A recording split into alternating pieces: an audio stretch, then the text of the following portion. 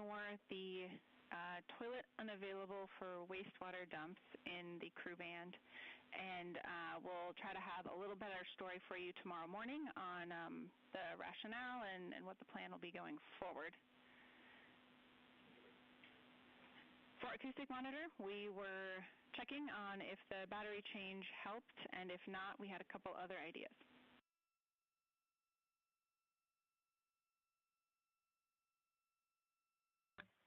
Yes, Jackie, I was just waiting on that DFTO to be over to give you a call about it. Changed out the batteries, had the same issue, but kind of persisted, and what was happening was it was just turning off randomly at different times, but usually very early on in the record process, and never actually was successful recording. I continued to try, did a couple hard restarts, taking out batteries, putting them back, and eventually was able to get all 5 sample locations recorded. I did do them individually just to make sure that I got the 5 recordings and didn't lose them all if it shut down in the middle of one. Will that be okay?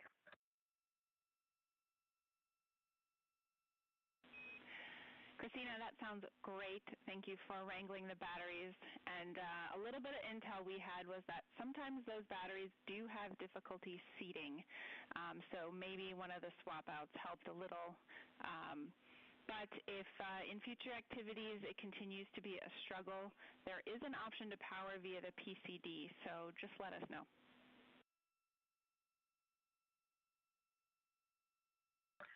Perfect. I had noticed that connector, and I was going to ask about that as well.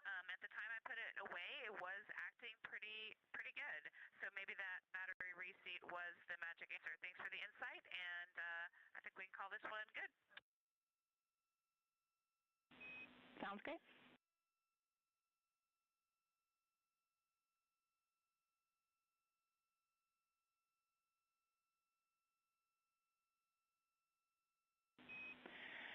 Christina, one more follow-up on the acoustic monitor. When you recorded the toilet, did you do it by opening the lid or pulling the funnel off?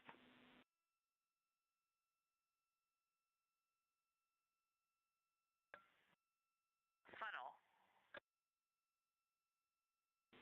Houston copies.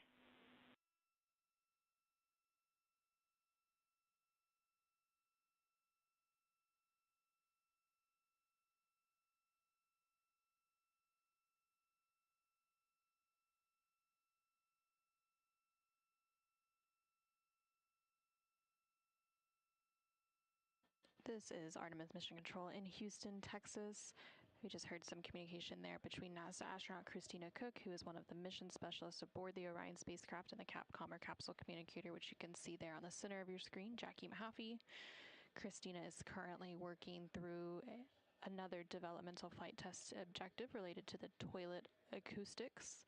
So as part of this objective, they're collecting some acoustic or sound data related to the toilet on board the Orion spacecraft to evaluate the operational sound levels.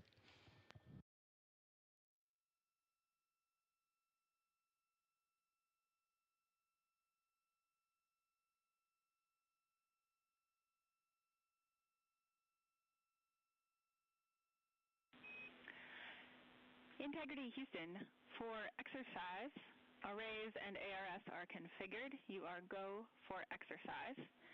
And let us know if you'd be willing for us to come on board.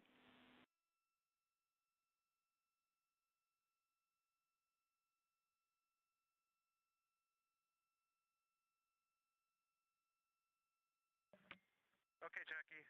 Yeah, you're welcome on board. We did go ahead and set up the Z9 for the T-shirt shroud activity, but I think we can put something back together for you.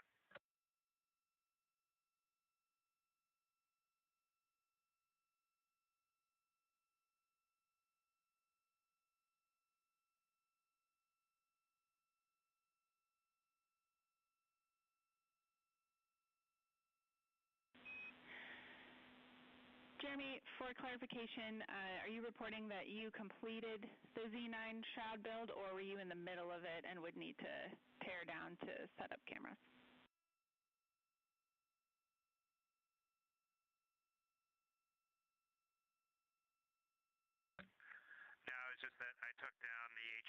camera to use the articulating arm for the Z9.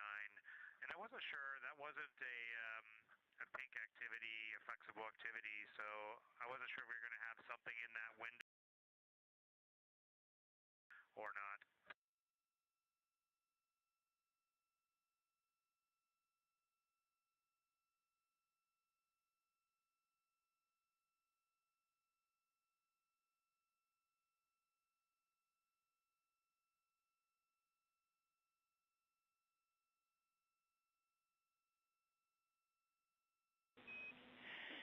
Jeremy, it was absolutely okay to set up the Z9 shroud early, and really it's just a spatial logistics check there, so we didn't need a particular target, and if you are happy with how you would set that up on the flyby day, then you are welcome to take whatever you need to set up other cameras.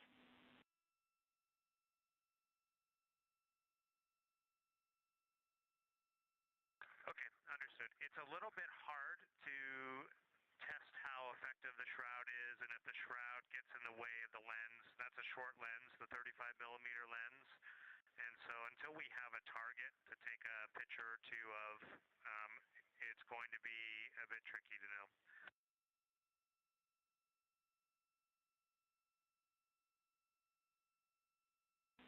Houston copies.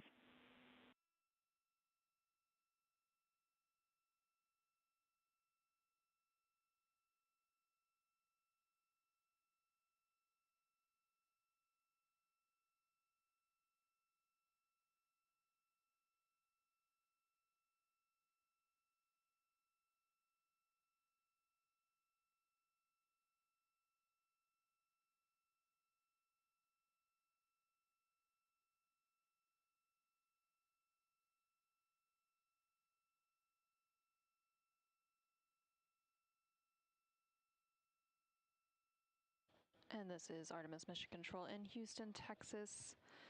There is some communication there between CSA, or Canadian Space Agency, astronaut Jeremy Hansen and the Capcom, or Capsule Communicator, here in Mission Control, discussing a Z9 shroud. That was a timelined activity for the day, where Jeremy was assessing a makeshift shroud setup for the upcoming lunar flyby scheduled for flight day 6 to help capture better sunrise and sunset imagery and avoid some glares on the window.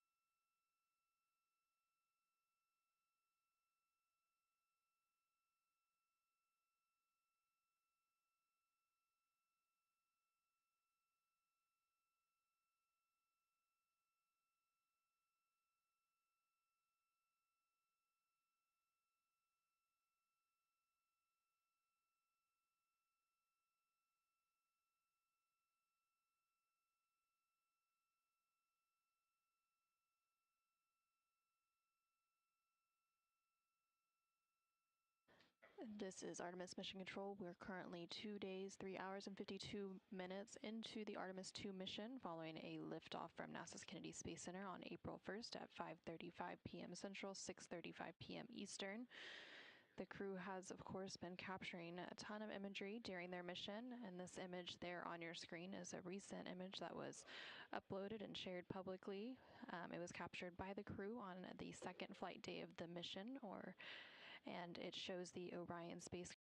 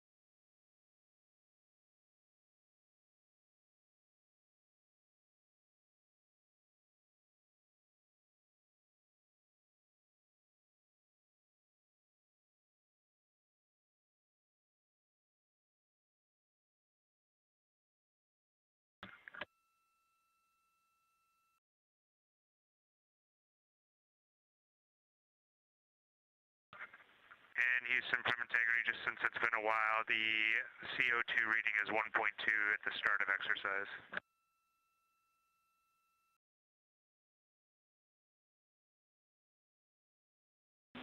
Houston copies.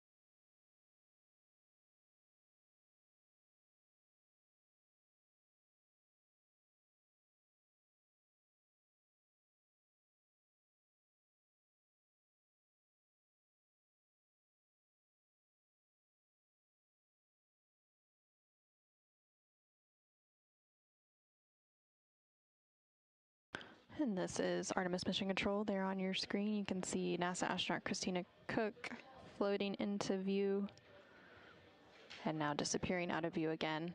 And then on the bottom right-hand corner of your screen, you can also see a view inside Mission Control here in Houston, and that is the Capcom console. And next to that is the flight director console. So the flight director for the Orbit 2 ship, which is currently on console, is Flight Director Paul Kanya. The Capcom or capsule communicator is Jackie Mahaffey. And then also joining Jackie on the Capcom console is NASA astronaut Tracy Dyson.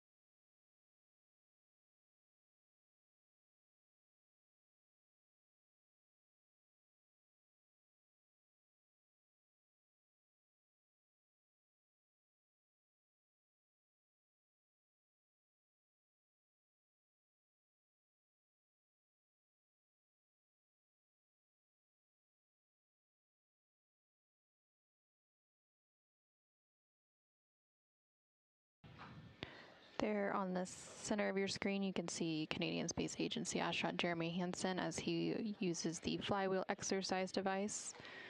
To use this device, the crew places a strap between their feet, and then they pull on the strap, which allows them to perform different types of exercises, including aerobic, resistive, and rowing exercises. By strapping their feet against the footplate of the device, can also use the bar to such as bicep curls, bent over rows, and deadlifts. And then using a harness, the crew can also perform exercises such as squats and calf raises.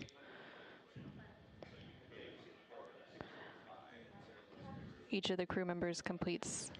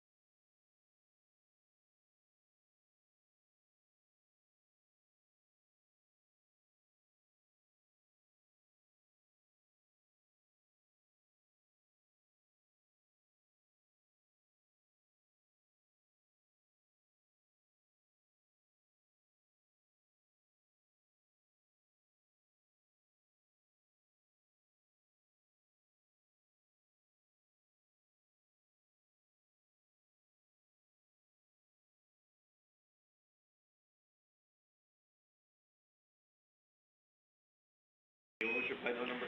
Integrity Houston, we are going to put in work a wastewater dump. Toilet is no-go. We'll take a thumbs up if you copy.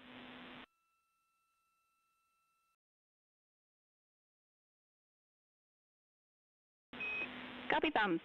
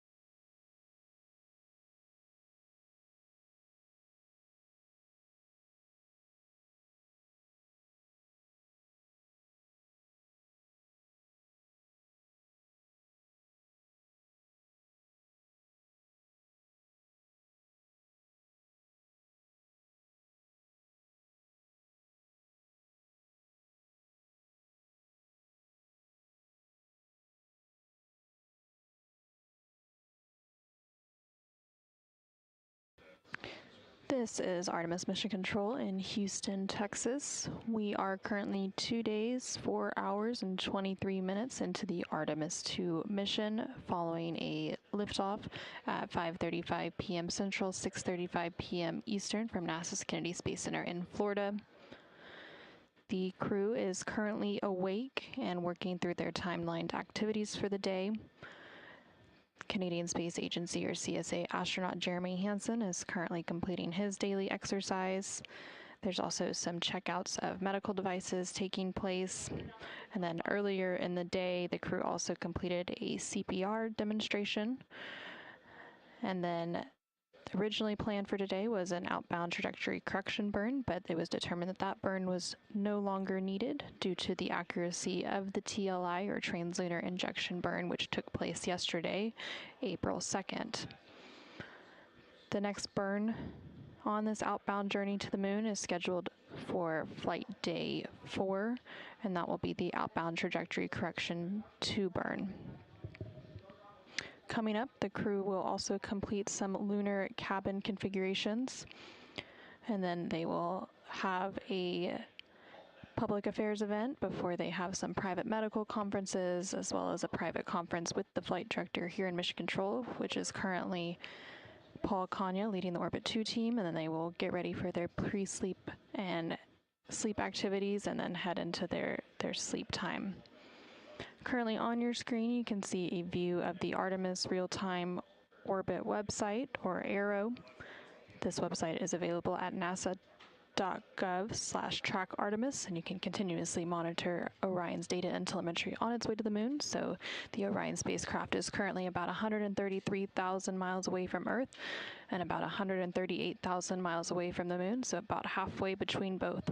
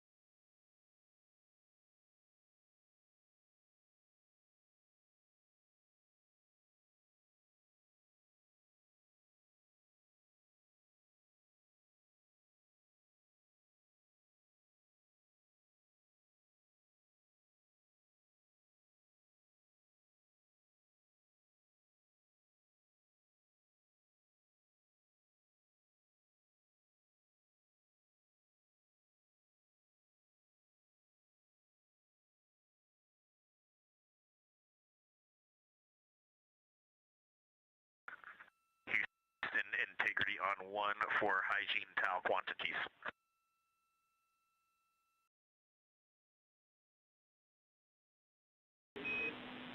Go ahead. Hey Jackie, can you confirm that we have 20 total, or do we have 5 total? Checking.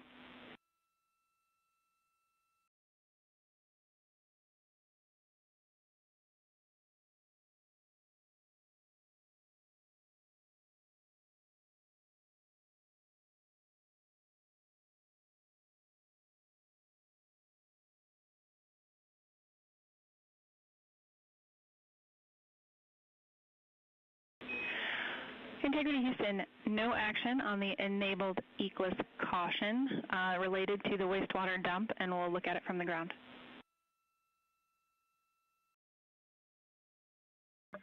Copy that.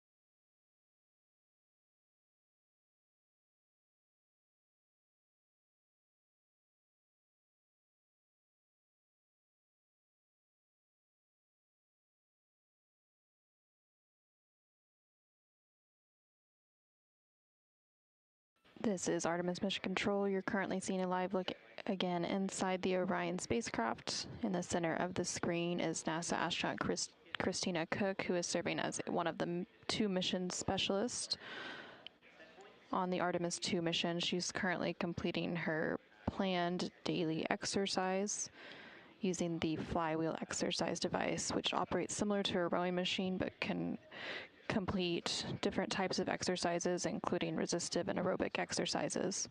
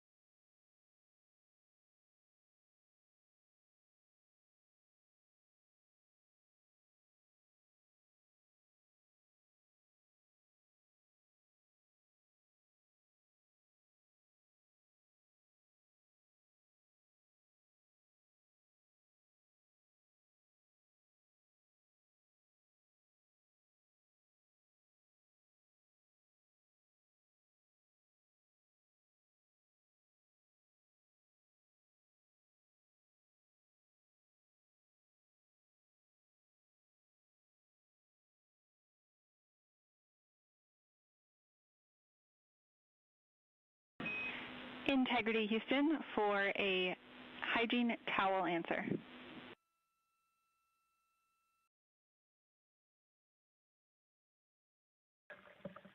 Go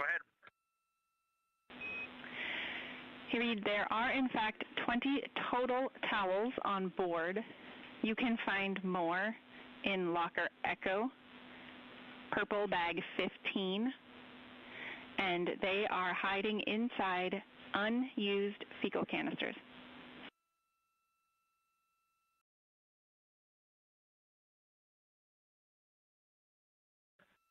Okay, outstanding. Thanks, Jackie.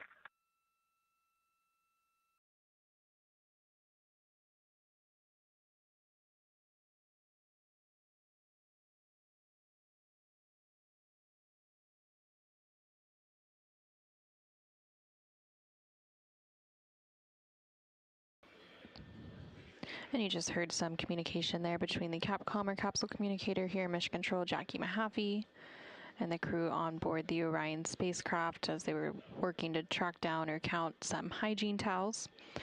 Here in Mission Control, the console responsible for some of those items is known as IVA, or the Intravehicular Activity Console, and they are responsible for supporting the astronauts and their activities inside the Orion spacecraft. And this flight controller monitors the crew's well-being, and they also provide suit support, hygiene, and internal crew support tasks throughout the mission.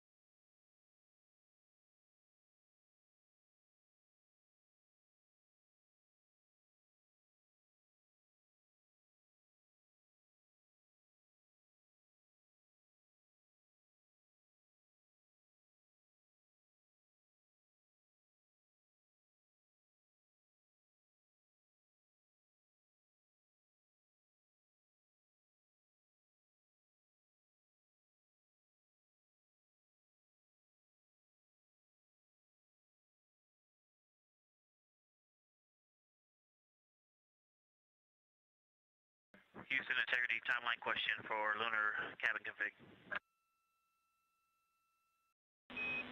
Go ahead.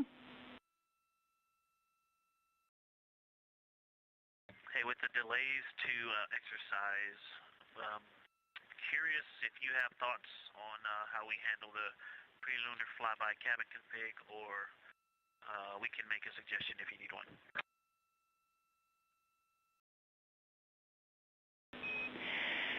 Hey, Victor, we'd like to hear your suggestion. We've been talking a little bit about the timeline and priorities for the rest of the day, and we know it's going to be a squeeze. What you thinking?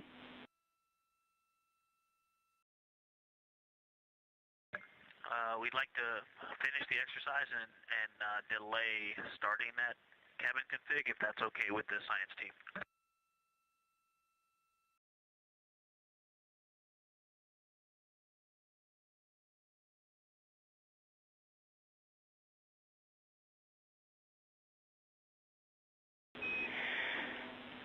And Victor, when you say delay, do you have a time estimate for us? We're just looking ahead at some of the blue box activities and thinking ahead to the rest of the shuffle.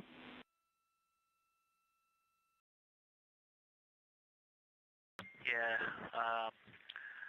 we were thinking 10 minutes, but that's why if you have a recommendation, we will take your recommendation.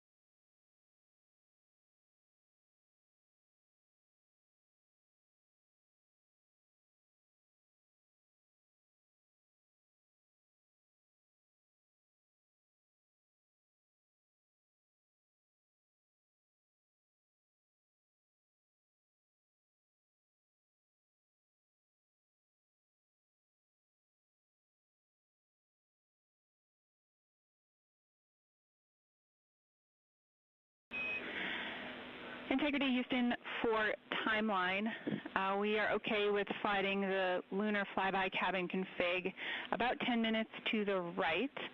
We do want to aim to give you that full duration of that activity, but we'd like it to be complete by the start of the DSN EMERCOM DFTO. It's going to be most useful to do that activity together.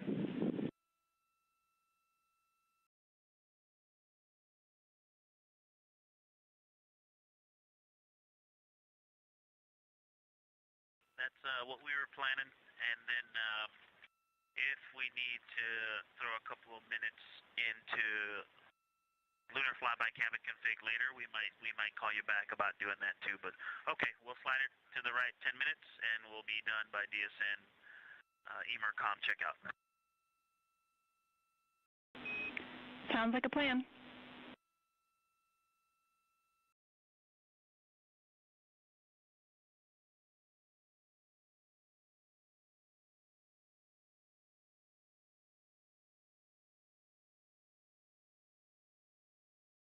This is Artemis Mission Control. There on the far left hand of your screen, you can see NASA astronaut Victor Glover, who has been communicating directly with Mission Control here in Houston regarding some of their timelined activities for the remainder of the day.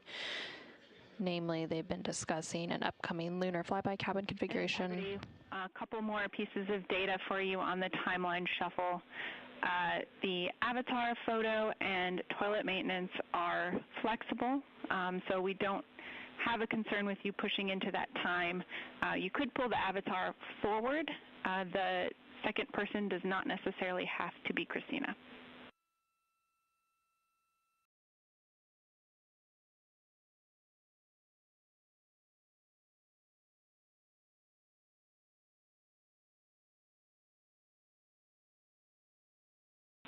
Copy, Tom.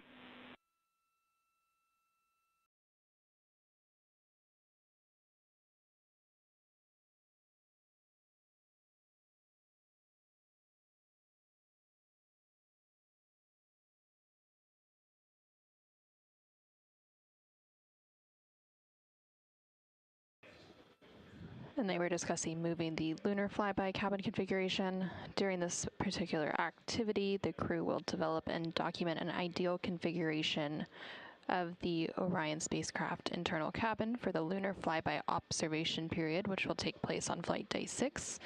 And they will deploy various cameras and equipment that will be used during the flyby, and also work to adjust the spacecraft's lighting and positioning of each crew member to ensure once they make it to that flyby on flight day 6 that everything is well set up and thought out and placed, so that they don't have to worry about trying to figure out where all those cameras and equipment will be going on that actual flight day itself.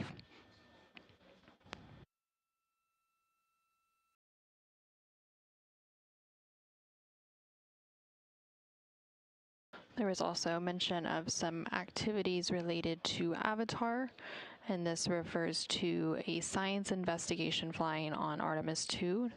Avatar stands for a Virtual Astronaut Tissue Analog Response, and it is an investigation that is using organ-on-a-chip devices, or organ chips, to study the effects of increased radiation and microgravity on human health.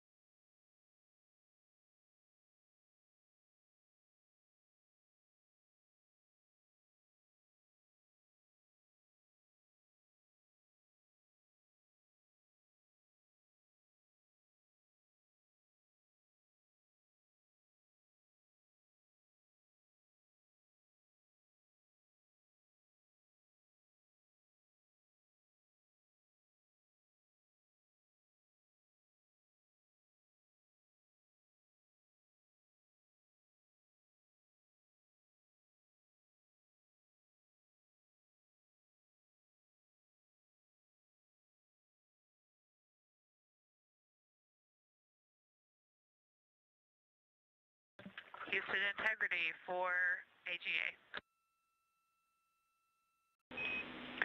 We're ready.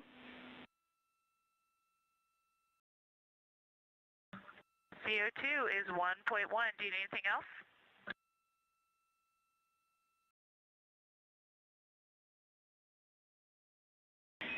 Hey, Christina, we copy CO2, and we will take the other main constituents there. Okay, everything is off scale low. Otherwise, oxygen 19.7, pressure 14.05, temperature 75.7 Fahrenheit.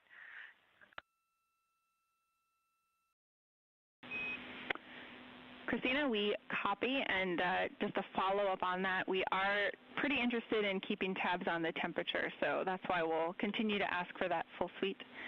And also, the wastewater dump is complete, and toilet is go.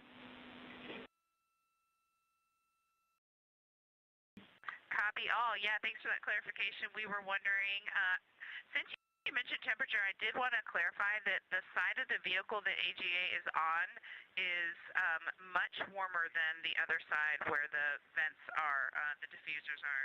So just mentioning for your awareness that we feel that temperature isn't necessarily consistent across the vehicle.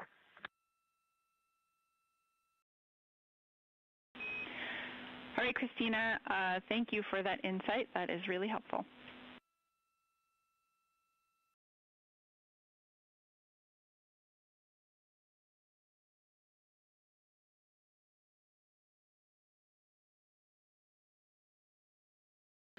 This is Artemis Mission Control in Houston, Texas. We just heard some communication there between NASA astronaut Christina Cook, currently on board the Orion spacecraft, and also seen there in the center of your screen. She just wrapped up some of her daily exercises in the flywheel device, and then she was also calling down to the Capcom or capsule communicator here in Mission Control to provide an update on some AGA or anomaly gas analyzer readings. And these readings are provided periodically throughout the day, and they are monitored and tracked by the EECOM, which stands for Emergency Environmental and Consumables Manager here in Mission Control, and they are responsible for the internal thermal control systems, air and water supply, and purification systems. And the equivalent to that position in the International Space Station Flight Control Room just down the hall is Ethos. They were also talking about some wastewater dump, the Universal Waste Management System, or basically the space toilet on the Orion spacecraft.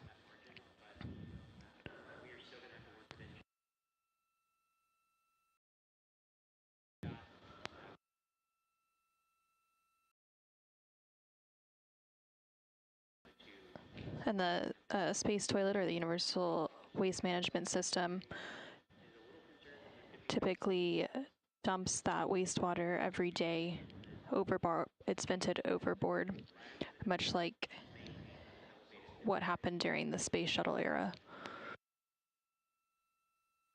Now the crew is going to start working on their pre-lunar flyby cabin configuration activity, so they're going to be deploying some cameras and other equipment that they plan to use during the flyby on flight day 6 to just ensure that they know where everything should be set up, where it should go, and where each crew member should be stationed for that observation period. And we're currently about 2 days, 4 hours, and 51 minutes into the Artemis 2 mission. The Orion spacecraft carrying the 4 crew members who you currently see on your screen are about 134,000 miles away from Earth, and they have about 137,000 miles between them and the moon. So pretty soon they will actually be closer to the moon than they are to Earth, and we do expect them to pass that milestone in about 31 minutes.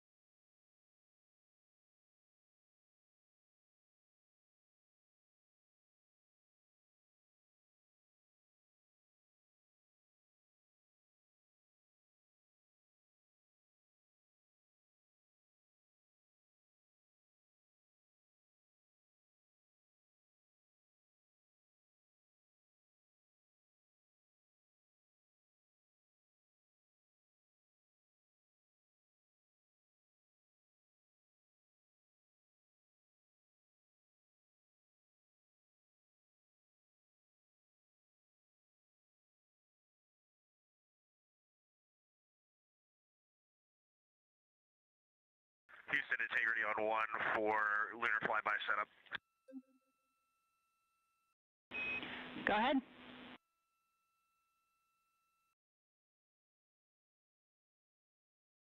If you still have the HHP, we're wondering, in Jeremy's position, if he's looking out the window there, will the moon be right side up or upside down?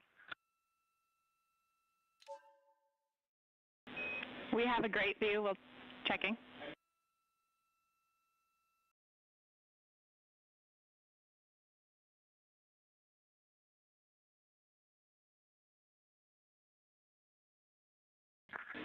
Alternatively, is the north pole of the moon going to be in the vehicle plus X direction?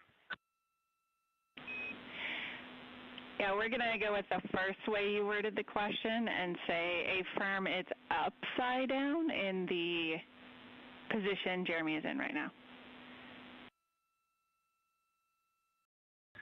So if he flips over, it'll be right side up. That's how it works.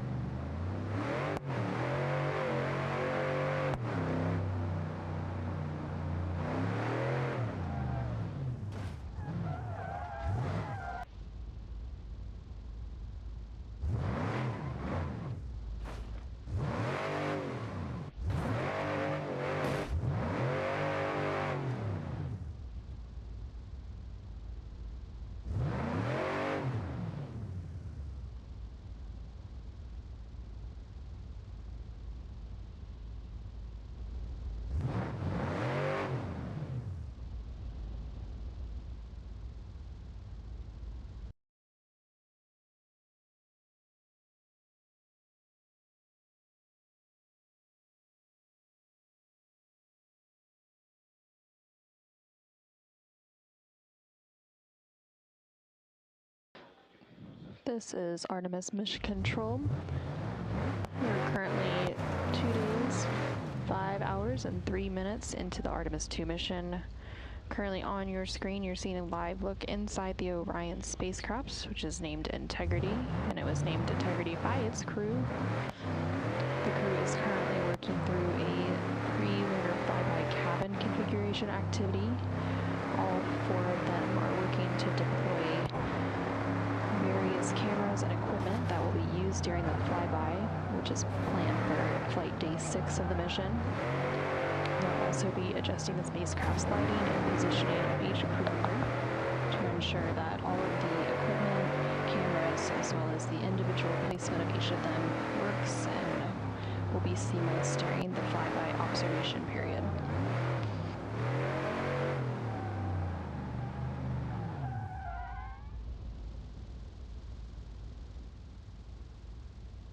After this cabin configuration activity is complete, NASA astronaut Christina Cook, who you currently see on the left-hand side of your screen, will then work on a Deep Space Network Emergency Communications DFTO, or Developmental Flight Test Objective, and during this test objective, Christina will conduct a checkout of the emergency communications system while connected to the Deep Space Network. The Deep Space Network, or DSN, is NASA's international array of giant radio antennas that support interplanetary spacecraft missions, plus a few that orbit Earth, and it provides radar and radio astronomy observations that can improve our understanding of the solar system and the larger universe. And there you can see on your screen that the crew just turned out the lights on the Orion spacecraft. So now it's quite dark. And again, they are adjusting the lighting as part of that lunar flyby cabin configuration activity so that they can test the lighting as well as all of the camera equipment that will be used during the lunar flyby.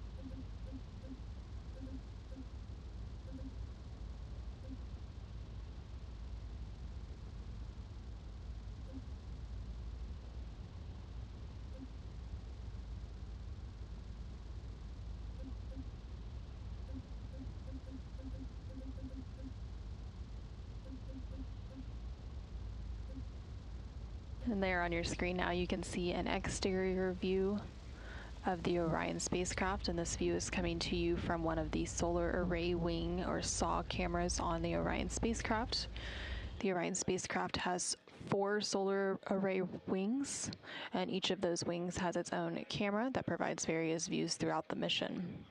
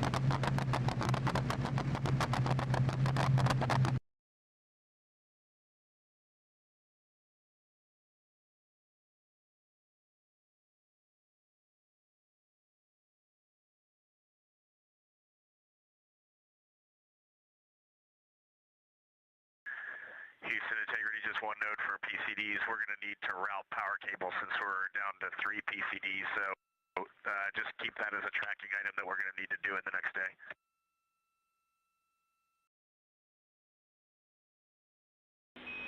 Houston copies.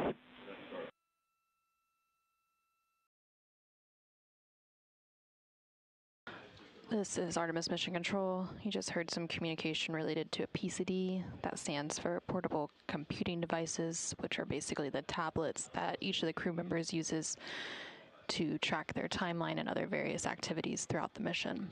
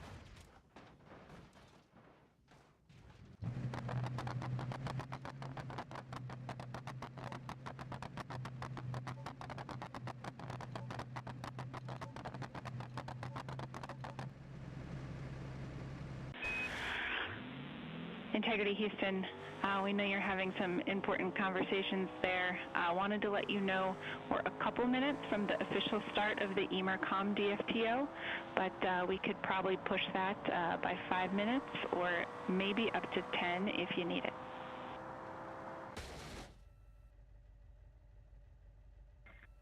Okay, copy. I think we're wrapping this up now. I think we've learned a lot.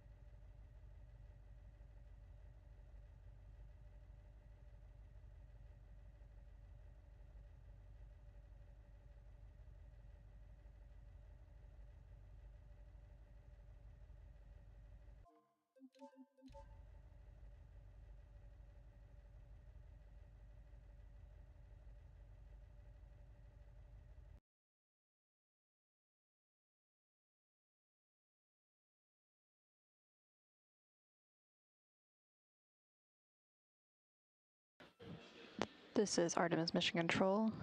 You're once again seeing a live look inside the cabin of the Orion spacecraft. There in the center of your screen is NASA astronaut Christina Cook, and to the left is NASA astronaut Victor Glover. The crew is currently wrapping up a pre-lunar flyby cabin configuration activity, and during that activity they deployed several cameras and other equipment that will be used during the lunar flyby, which is planned for flight day 6. And they also adjusted the spacecraft's lighting and the positioning of each crew member. Following this activity, NASA astronaut Christina Cook will complete a Deep Space Network Emergency Communications Developmental Flight Test Objective, which will basically be a checkout of the emergency communication system on board the Orion spacecraft while connected to the Deep Space Network, which is an array of giant radio antennas that support interplanetary spacecraft missions.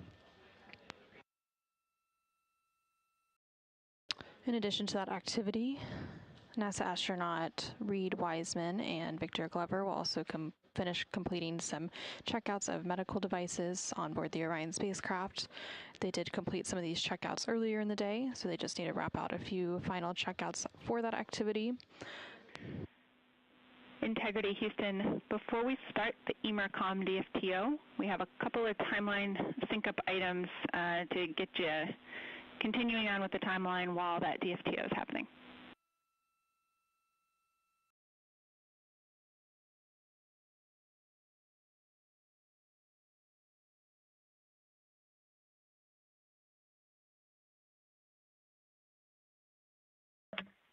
Go ahead.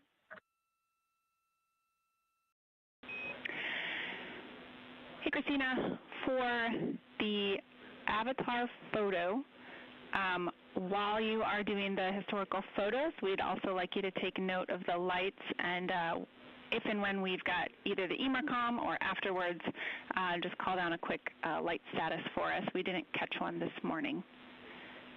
And then second, I think we'd be interested in status on if folks got to the med device checkout at all yet. And with the trouble with the ECG this morning, we have uplinked message 3.03.06, ECG troubleshooting, and we would like that prioritized ahead of any remaining medical device checkout.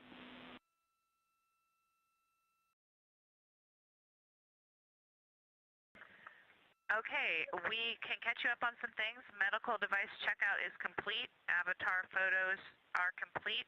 For the avatar lights, they are all on, except for number 15.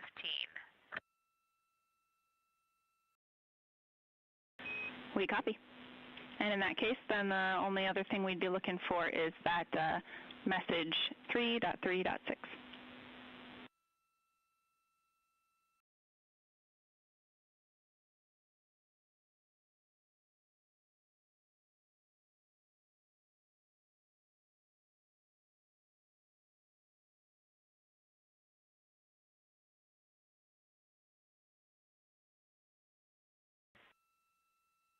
And POIC integrity for the avatar photos, those were taken about 2 hours ago. Integrity Huntsville, we copy about 2 hours ago. Thanks so much.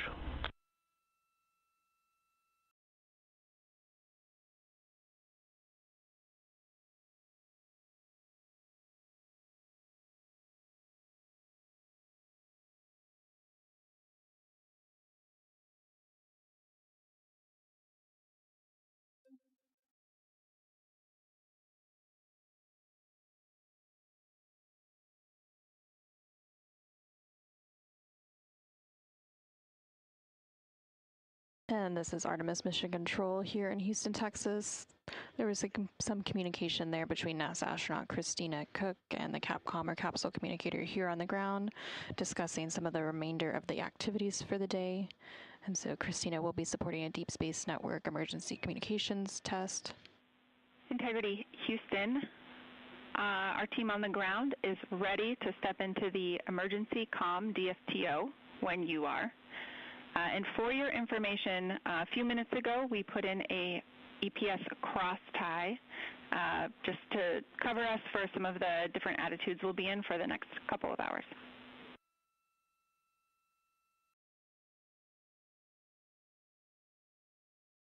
Copy. EPS cross tie is in for a couple hours, and I'm starting the EMERCOM DFTO now.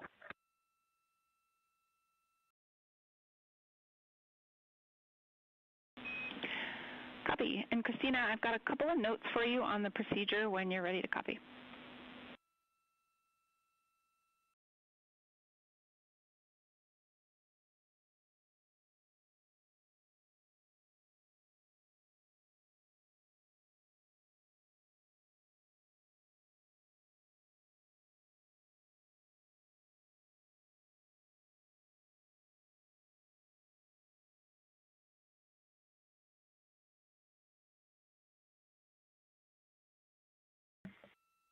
Ready for your notes.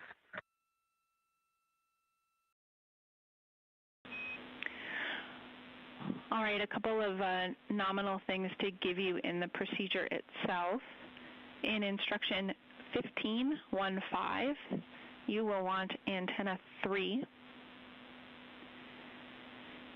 And in instruction 17.1.7, the answer is yes, we do want an attitude maneuver.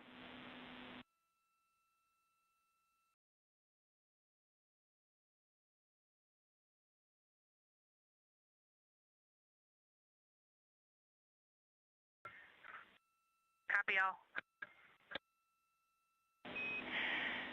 And then, Christina, the final item is we are going to transition directly from this activity into the next attitude for the D5 camera checkout. So if, when you get to step 11, to maneuver to bias tail to sun attitude, assuming that we have good comm with you, the ground is going to take the attitude commanding to that camera window attitude. If for some reason you have not reestablished comm with us, then we would like you to perform step 11.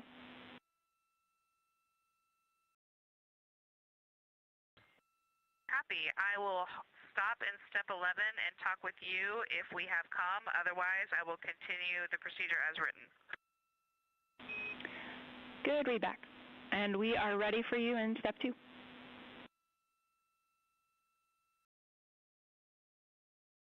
Copy. Skipping to step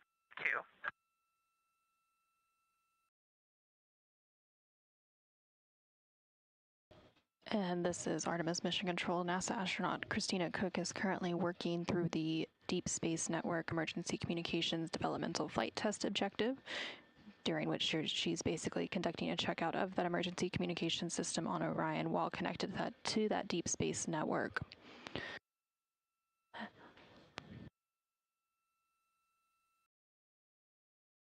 And coming up in just a few moments, we will hit an important milestone in which the Orion spacecraft will officially be closer to the moon than from Earth. And Integrity Houston, we have some news to share with you. As of 30 seconds ago, you are now closer to the moon than you are to us on Earth.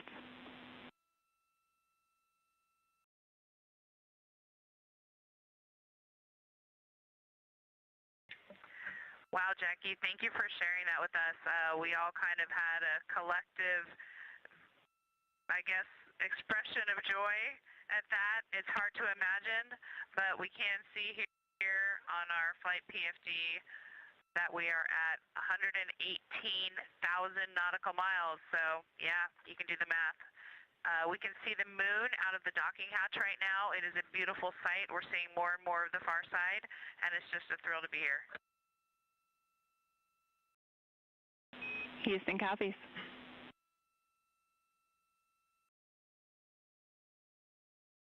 And there we just had that confirmation called up to the crew that the Orion spacecraft named Integrity and its crew, which you can currently see on your screen, are now officially closer to the moon than they are to Earth.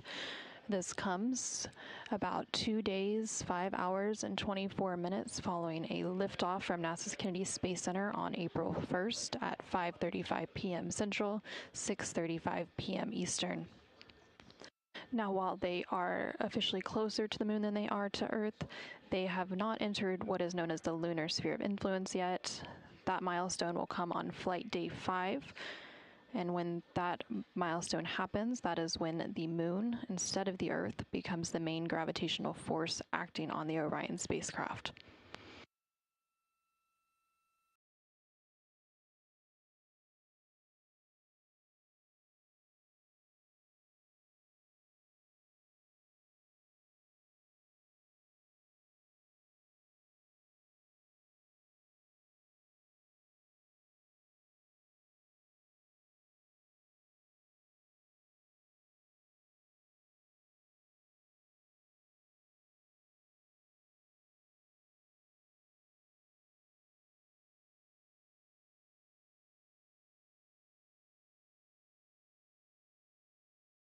And we're currently in an expected loss of signal.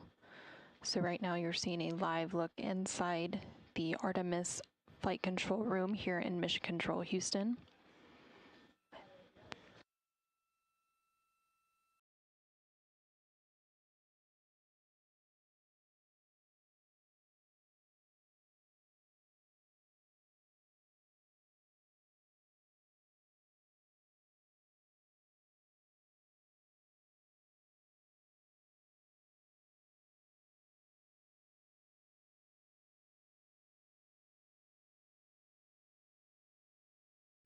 And Houston Integrity on 1 for toilet and that kind of burning odor smell that we were reporting on the ground.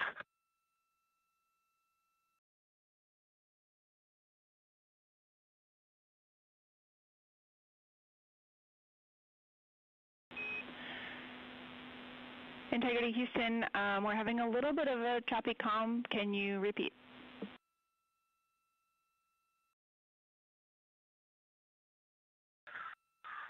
Yeah, Jackie, we just wanted to sync up with you. We know that there was some talk about some burnt smell from the heaters.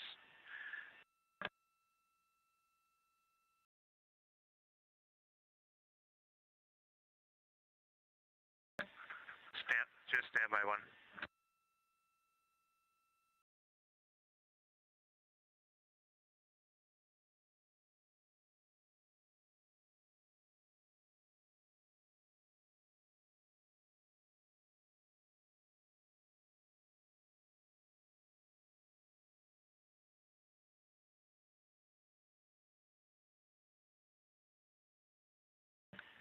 Okay, Jackie, so this time we turned on the WHC on the toilet and it had that burning odor smell that we just hadn't experienced before. And so we just wanted to talk to you about it. We know we had a briefing on that.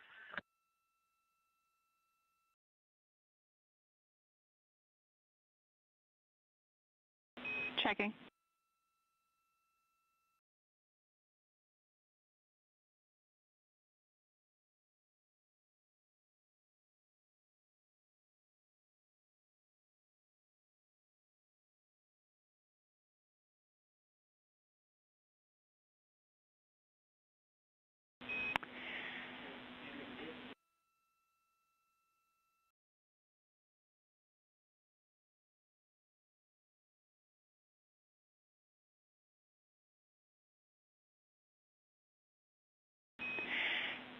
Hey, Jeremy, on the toilet, we're actually scratching our heads a little bit down here tonight on the odor that you are referencing.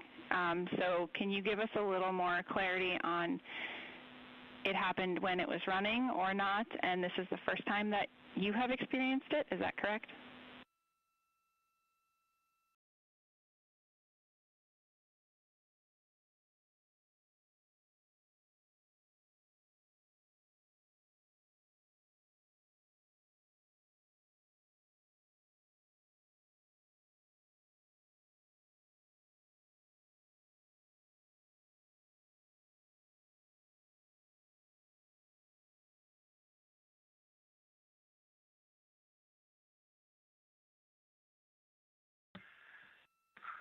So the crew has smelt it once or twice before, but this time was stronger and was different. And we opened the door, everybody in the cabin could smell it. So we just thought we'd check in with you. We're not overly concerned right now. It's probably related to what we're told to expect, but we just wanted to have a quick conversation.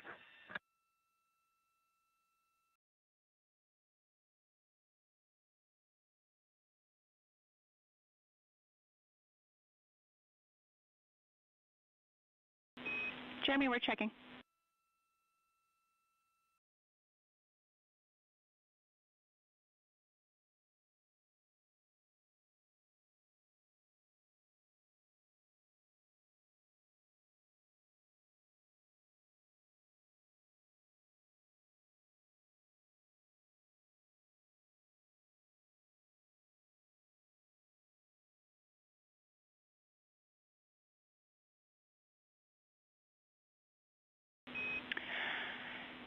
Integrity Houston, we are pulling together the minds here to recall exactly what the pre-flight expectations were. In the meantime, we would like a quick AGA reading from its location.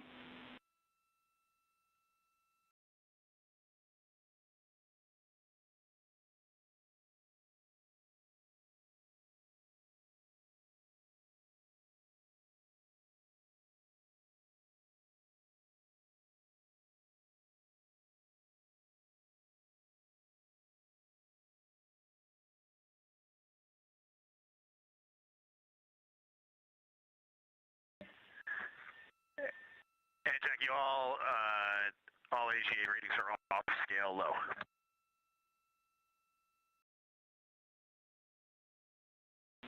Houston copies. Thanks.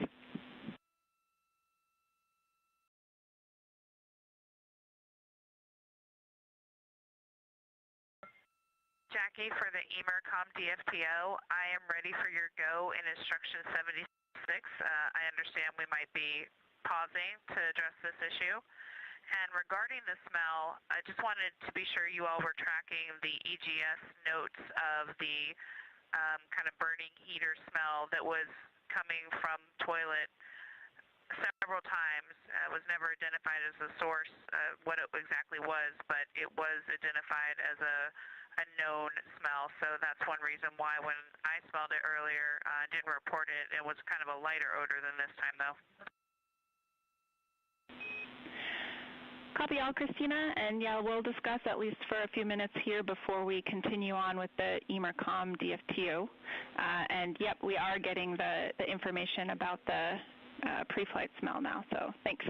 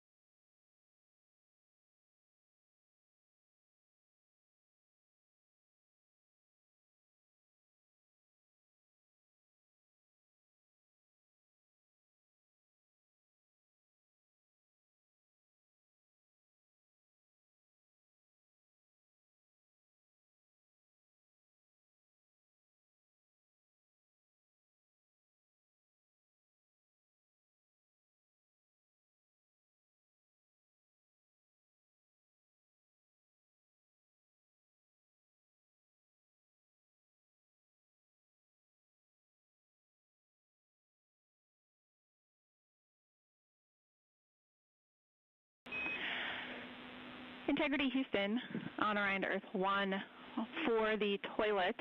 We've discussed, based on the pre-flight reports and the AGA readings, we're going to continue discussing on the ground, but we are comfortable continuing with the emergency comm DFTO, and we are comfortable with you continuing to use the toilet.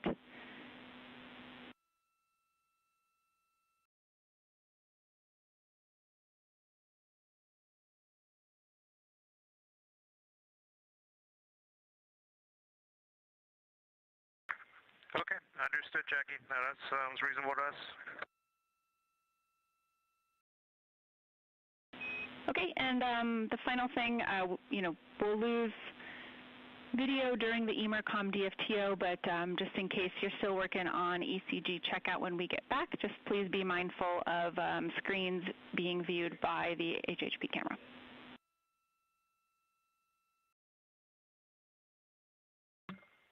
We copy, and with that, do I understand I have a go in instruction 76?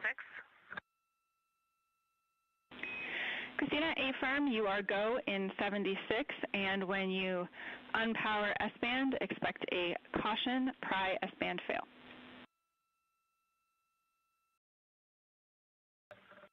Copy.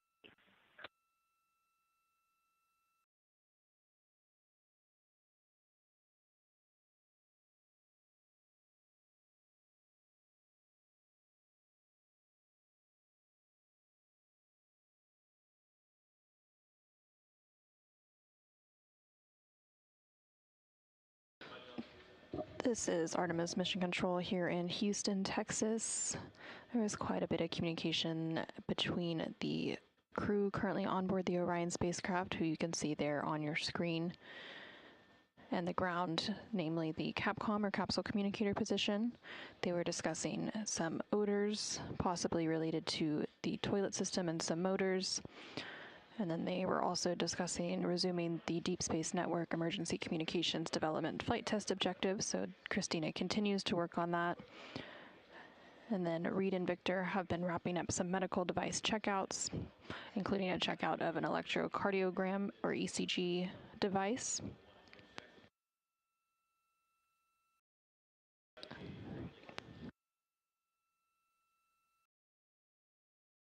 And right now we're in an expected loss of signal. So you're seeing a live look inside the Artemis flight control room here in Mission Control Houston. And this flight control room is just down the hallway from the International Space Station flight control room. And currently on console is the Orbit 2 team of flight controllers.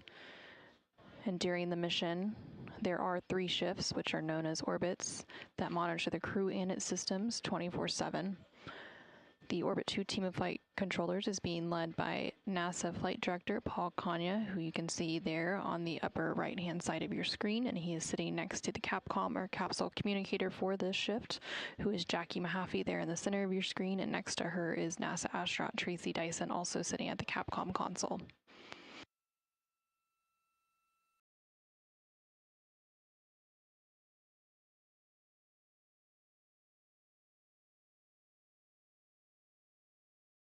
Coming up on the timeline, NASA astronaut Victor Glover is expected to complete a window optical quality developmental flight test objective.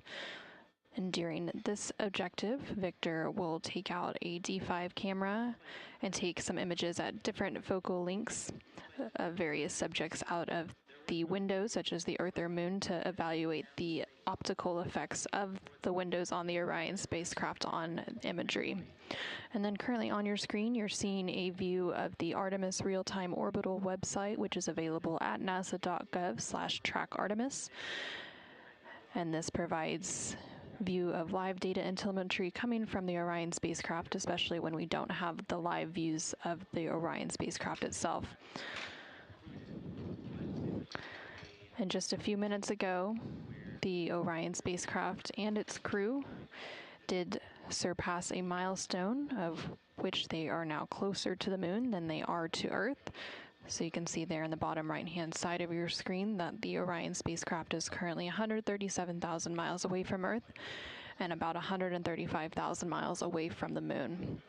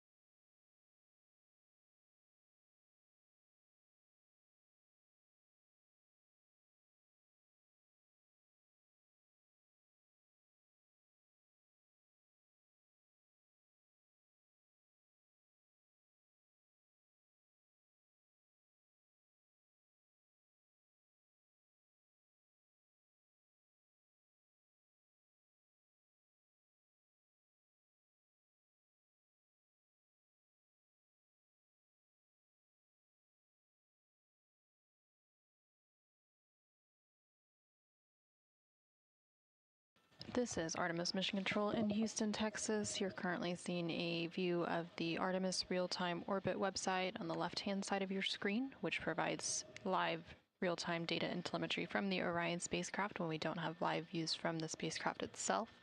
We are currently in an expected loss of signal. And then in the bottom right-hand side of your screen is a look inside of the Artemis flight control room here in Mission Control Houston. Currently on console is the Orbit 2 team of flight controllers being led by Flight Director Paul Kanya, who is in the upper right-hand side of that screen. On board the Orion spacecraft, the crew is currently awake. They are wrapping up some final activities for the day. NASA astronaut Christina Cook is currently working through a Deep Space Network Emergency Communications Developmental Flight Test Objective. Victor is also working on a test objective related to the D5 camera imaging and taking some images at varying focal lengths of subjects such as the Earth and the Moon to evaluate the window optical effects on imagery. And then NASA astronaut Reed Wiseman is working to transfer some data from the flywheel, which is the exercise device on board the Orion spacecraft. And then coming up here in a little bit, CSA, or Canadian Space Agency astronaut Jeremy Hansen, will support a public affairs downlink event for the Canadian Space Agency. We are currently 2 days, 6 hours, and 1 minute into the mission, following a liftoff at 5:35 p.m. Central, 6:35 p.m. Eastern on April 1st. And the Orion spacecraft did recently pass a milestone where the crew and the spacecraft are now closer to the moon than they are to Earth. As of right now, they are about 138,000 miles away from the Earth and almost 134,000 miles away from the moon.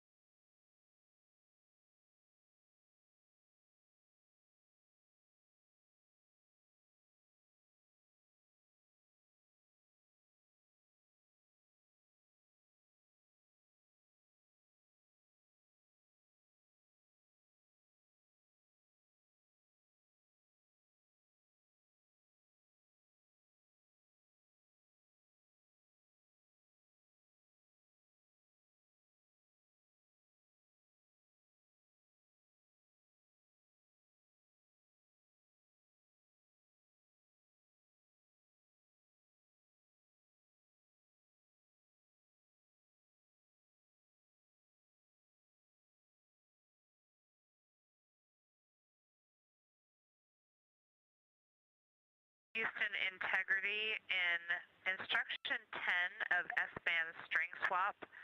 I have a frame lock, but ping is still suspect. Perhaps that's because we are going to be receive only here. Let me know if I can continue.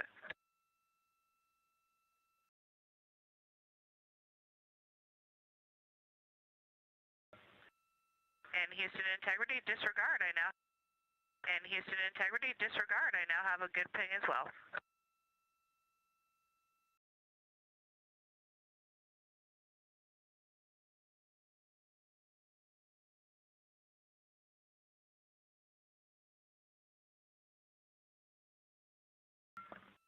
I have you loud and clear on EMERCOM.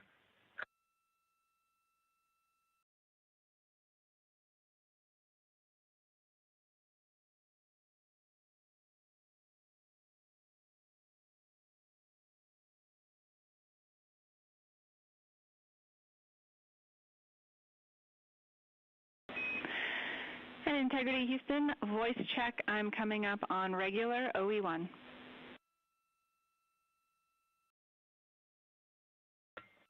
Also loud and clear on OE1. Actually, both radios sound very close to each other. No big difference between either.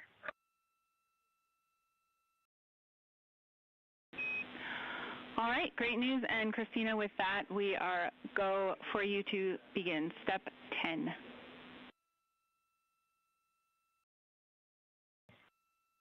In work.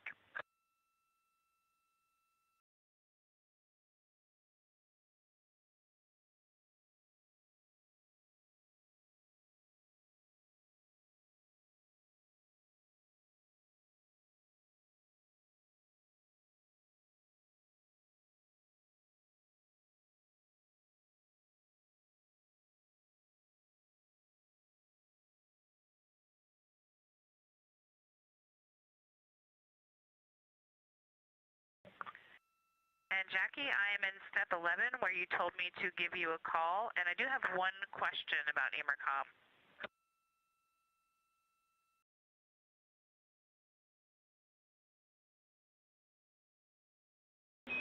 We'll take your question.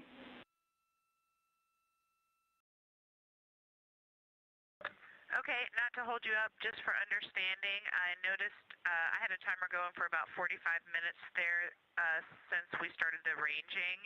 I seem to recall a 45-minute limit for temperatures in TX, RX mode. I was just curious, one, if that's a good memory, and two, if we saw temperatures starting to get to their exceedances. And I can take that answer later.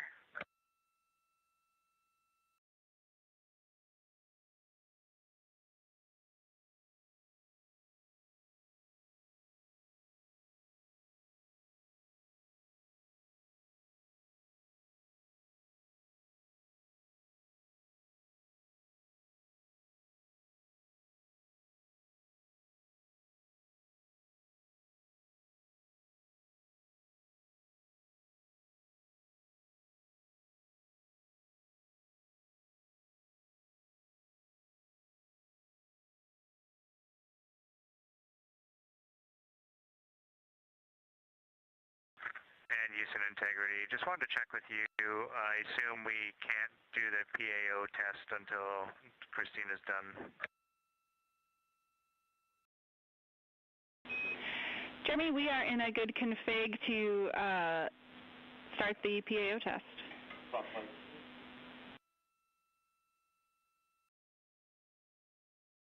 Okay, I'll start it now.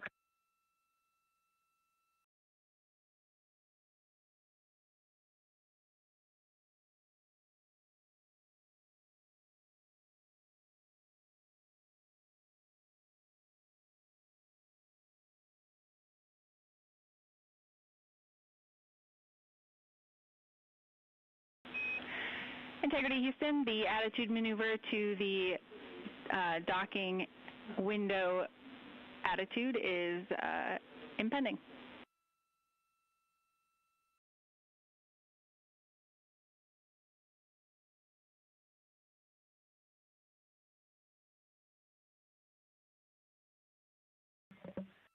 Copy, thanks. Jackie, can I go ahead and close the EMERCOM procedure and consider that complete on my end?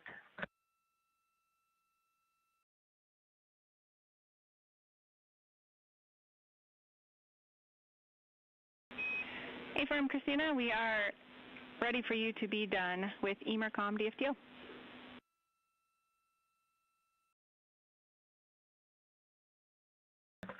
Copy.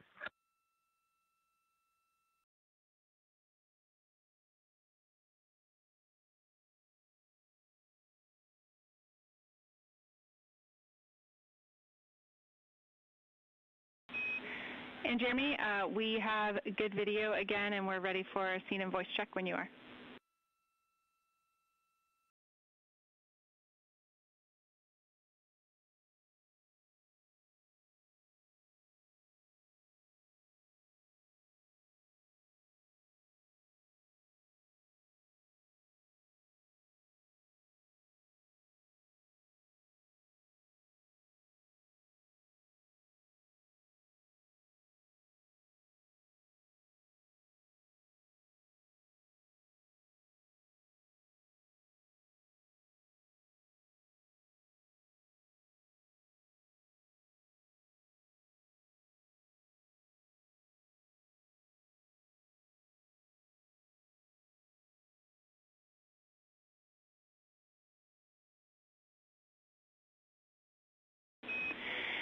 Hey, Jeremy, you look great, but we did not hear that audio via the microphone.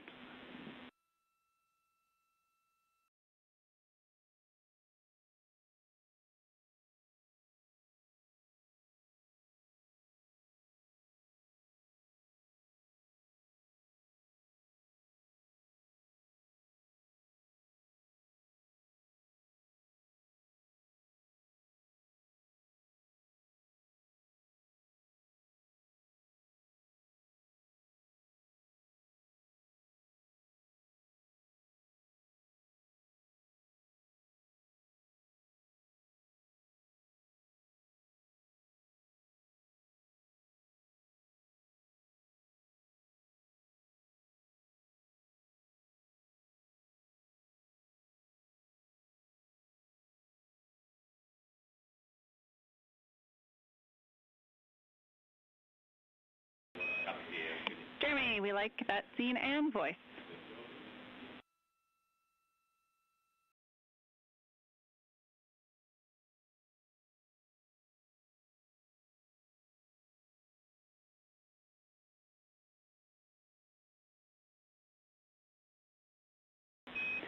Jeremy, we expect to be ready for an on-time start.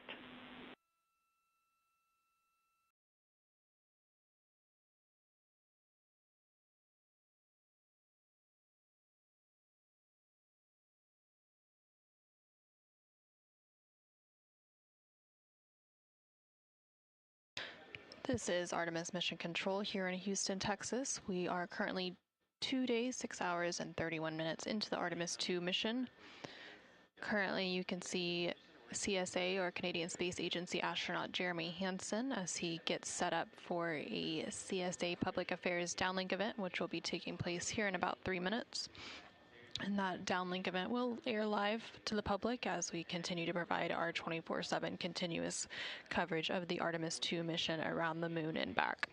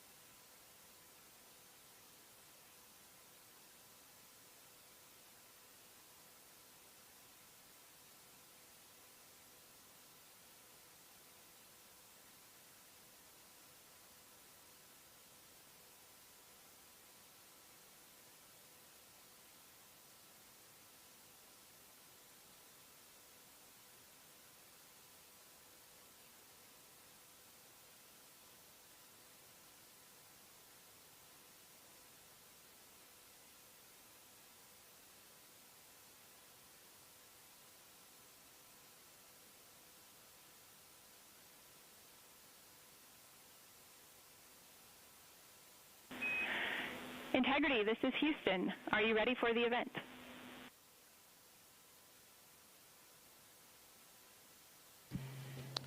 Houston, Integrity is ready for the event. Canadian Space Agency, this is Mission Control Houston. Please call Integrity for a voice check.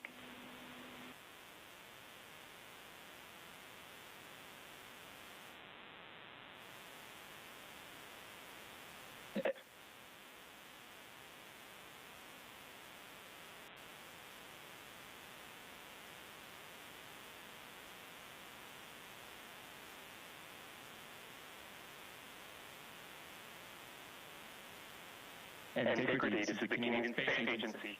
Do you hear me?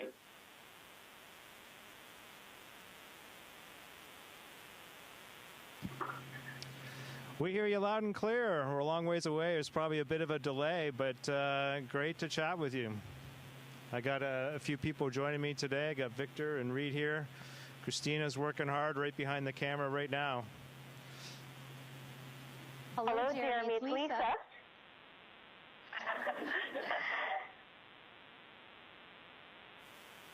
Hi there, Jeremy Hansen. It's Genevieve Boschman from CTV News here on Earth. Great to talk to you en route to the moon.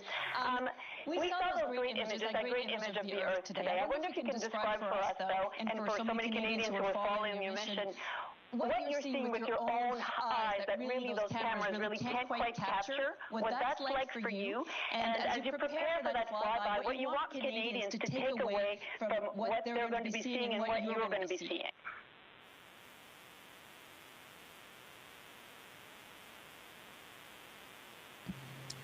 Well, first off, hello to you too, Lisa. As far as the images go, we see those exact things, but the difference for us is just how we see them and like how much of the window they take up. And so, gosh, in our first day in space, we just saw some extraordinary things. The Earth up close, and then by the time we had a bit of a nap and got up, the Earth was just so far away again. And then to come in for that translunar injection, we came all the way back to Earth again. We were out there at 60,000 kilometers. We came back to within 200 kilometers of the planet. And it just felt like we were falling out of the sky back to Earth. And I said to Reed, it feels like we're going to hit it. It's amazing that we're actually going to go around and miss this thing. It was just so close. And so to take all of that in was really phenomenal. I don't know. What do you think, Reed? Yeah.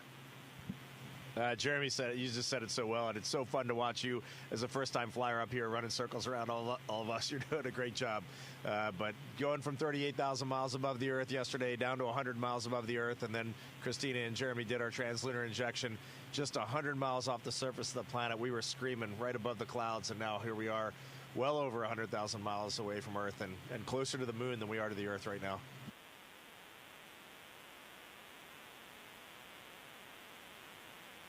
Bonjour, Camille Cassis-Simonet de Radio-Canada. Une question en français maintenant.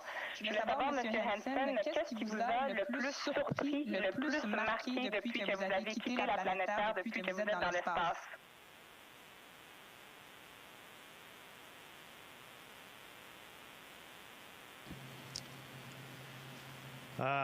The most awe-inspiring thing for me, pour moi, il y avait trop de choses, mais d'être sur la fusée et toutes les sensations de la fusée, c'était quelque chose d'incroyable.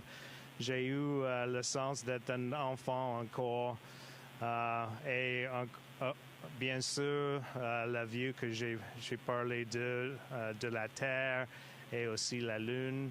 Les choses changent avec la Terre aussi. On voit, pour nous, ici dans la capsule, c'est comme la Lune et les phases de la Lune, mais c'est la Terre. Et c'est juste quelque chose d'extrêmement extraordinaire pour nous ici. So some of the things that are riding the rocket for us has just been extraordinary, and we have all these simulations, but it felt so different for us in real life. And then the views of the Earth and the crescent Earth is really incredible. Hi, Jeremy. This is Ivan Semenik from the Globe and Mail. Congratulations to you and Reed and Victor and Christina for everything you've achieved. The pictures look great. I wanted to turn the view around, and maybe you can tell us a little bit about what you're seeing of the moon already. Is it looking bigger to you, and how are you planning to observe? I know you're only going to have a partly illuminated far side. What are you planning to focus on when you're around the back side of the moon?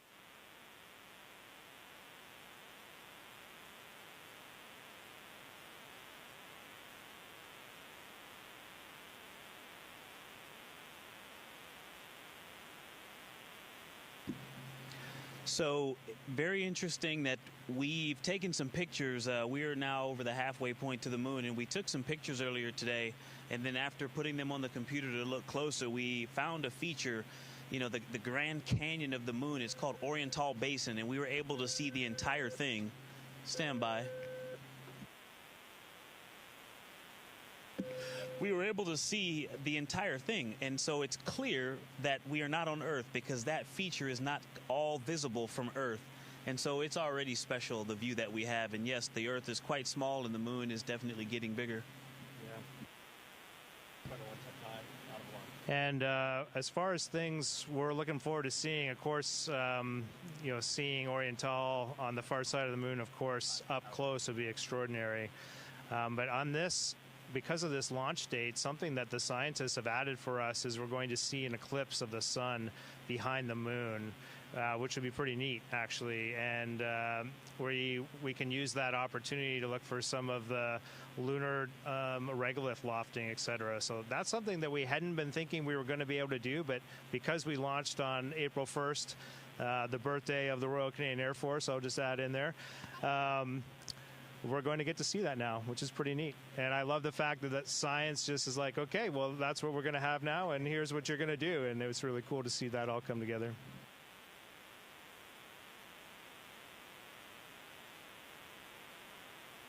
SDSN de TVA Nouvelle. Bonjour, Monsieur Hanson. Alors, question à ça, encore une fois, il y a beaucoup de jeunes Québécois, de jeunes Canadiens qui vous regardent aujourd'hui. Qu'est-ce que vous aimeriez dire à tous ces enfants qui vous regardent et qui sont inspirés de vous voir aller?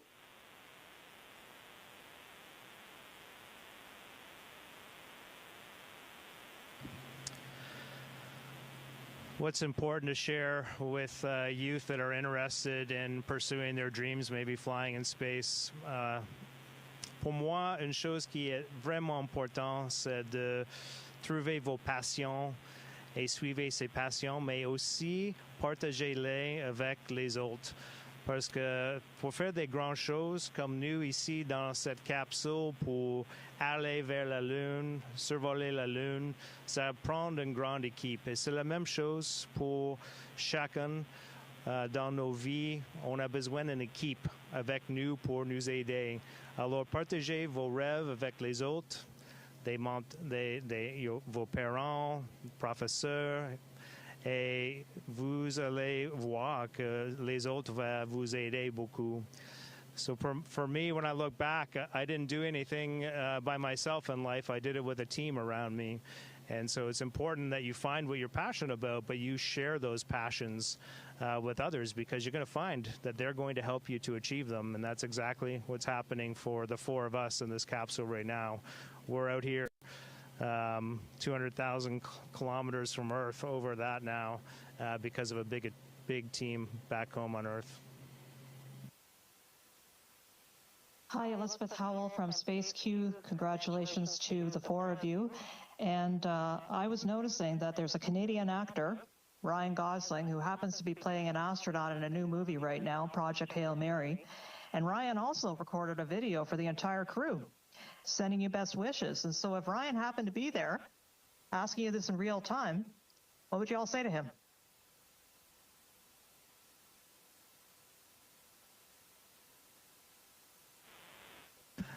That's super cool. We are all really lucky. We got to watch Hail Mary when we were in quarantine. That was a real treat that they sent us a link to view that at home with our families, getting us ready to go on our own space adventure. I would just say to Ryan, it's art imitates science and vice versa, it seems, and he did a great job in that movie, and it's wonderful to see people really leaning into those roles. I thought it was just such an inspirational example. And somebody who goes out there and just gets what was done to save humanity, it's a pretty extraordinary example that we can all follow. We all thought that movie was really uplifting and inspiring. Hi, Jeremy. This is Harry North with the Montreal Gazette. Congratulations on your voyage so far. What's the camaraderie been like with your fellow American astronauts? Have they teased you much about being the lone Canadian?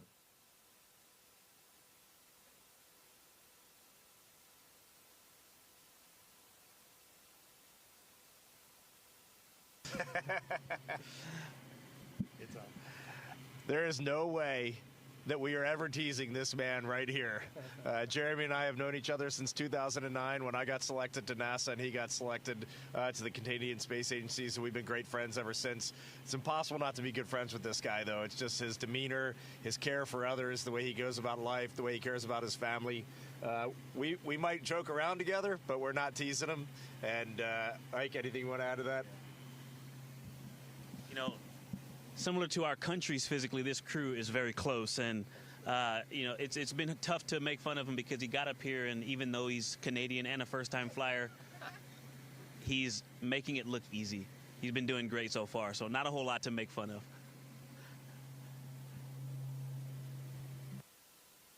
Lisbeth Cerné, agence Science Presse. Nous savons que vous avez apporté de la nourriture du Québec. J'espère que vous avez commencé à y goûter. En avion, on sait que les papilles gustatives sont différentes, donc on goûte différemment. Est-ce que vous avez déjà commencé à sentir une différence dans ce que vous goûtez? Et j'espère que si ça goûte bon.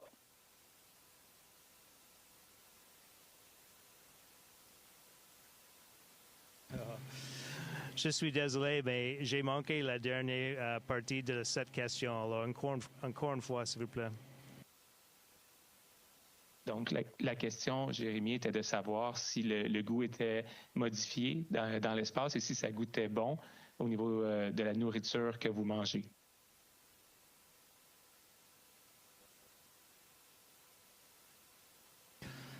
Alors, on n'a pas trouvé le sirop d'érable encore. C'est ici, quelque part, mais je ne sais pas exactement où de maintenant. On a, pendant la première journée dans l'espace, on a trouvé des biscuits d'érable. Alors, ça, c'était quelque chose de fun à la fin d'une longue journée. De maintenant, pour moi, ça goûte à peu près la même chose ici dans l'espace. J'ai entendu dire que ça change parce que c'est comme vous avez une grippe dans l'espace à cause de comment la sang bouge dans le corps. Mais pour moi, ça goûte à peu près la même chose.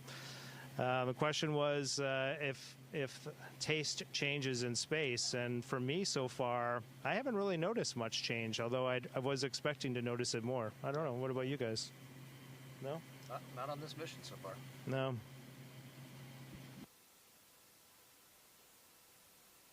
Jeremy, Sean Costello from Skies Plus magazine and RCAF Today. Question for yourself and Victor, from an aviator's perspective, can you please describe your test flight experience so far, including some spacecraft performance observations or takeaways from when Victor was piloting the ProxOps tests? Thank you.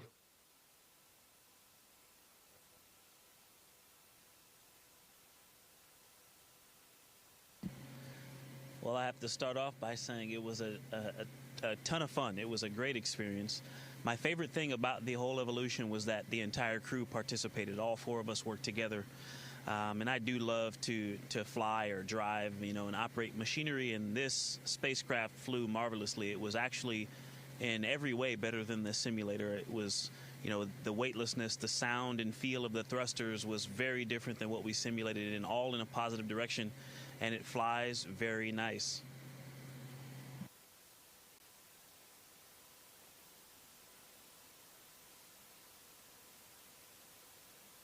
Hi, Jeremy, and congratulations to everyone on Artemis 2.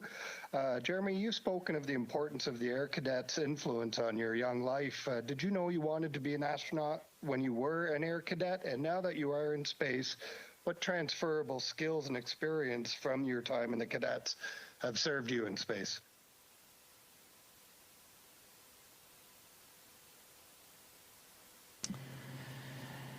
Yeah, I did. When I was joining the cadet program, I'd already set my sights on joining the Royal Canadian Air Force and becoming a fighter pilot. And my dad was the one who told me that he thought the Air Cadets would be a great opportunity if I was interested in flying.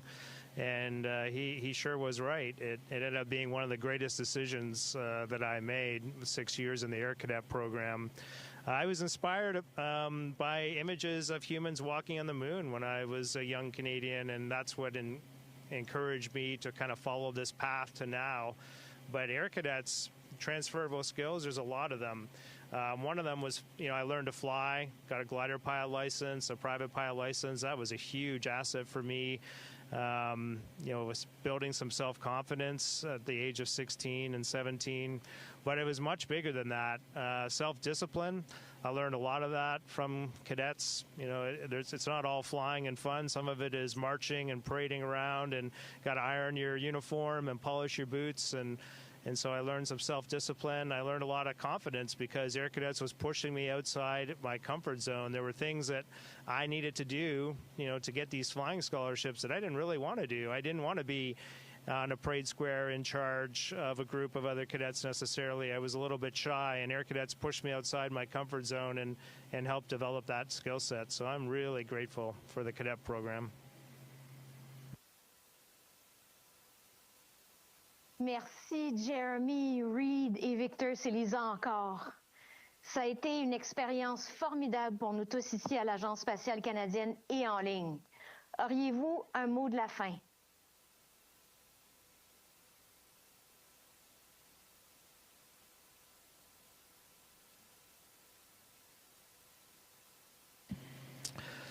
Oh oui.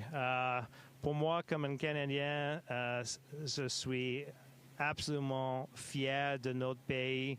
C'était quand je pense de cette expérience et pourquoi je suis ici en représenter le Canada, je suis fier et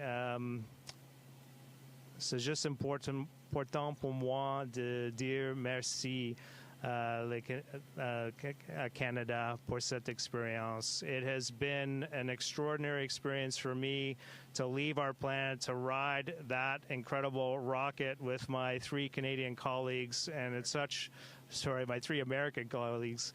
It is such an extraordinary example of collaboration and what we can do when we set big goals and we reach out to achieve them together. And so on behalf of Canada, I just want to say thank you to my colleagues for this opportunity, and I would like to remind Canadians, if we can send a human around the moon in 2026, just imagine what we're capable of doing next. Thanks so much for joining us on board Integrity. It's a great ship here, and we're closer to the moon today than we are to Earth. This is a big milestone for us, and we look forward to sharing more with you in the coming days. Wishing you all the best. Au revoir. Thank you all. Bye-bye.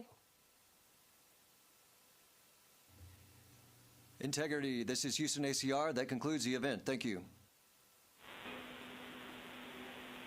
Thank you to all participants.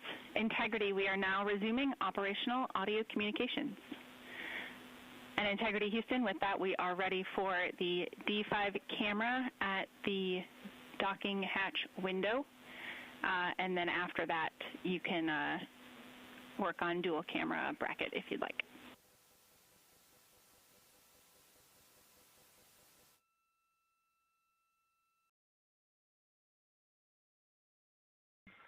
And Houston, Integrity, the docking hatch windows are already, the images are already complete.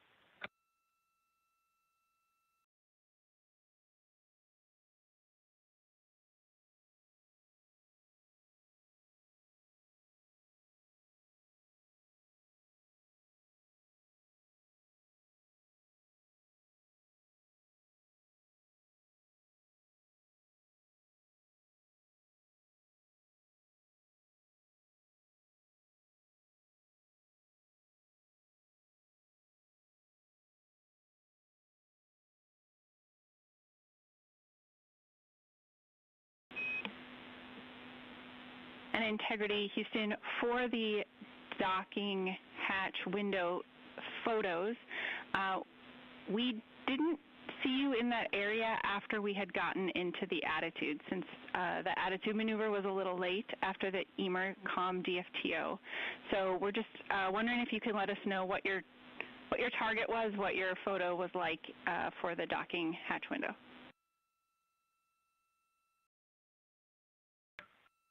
The target was the same Earth I photoed in window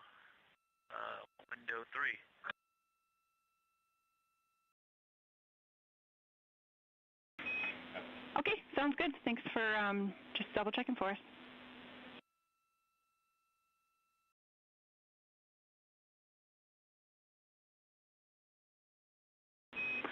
And Integrity, with that, we will, from the ground, send a maneuver back to the Earth in window 2.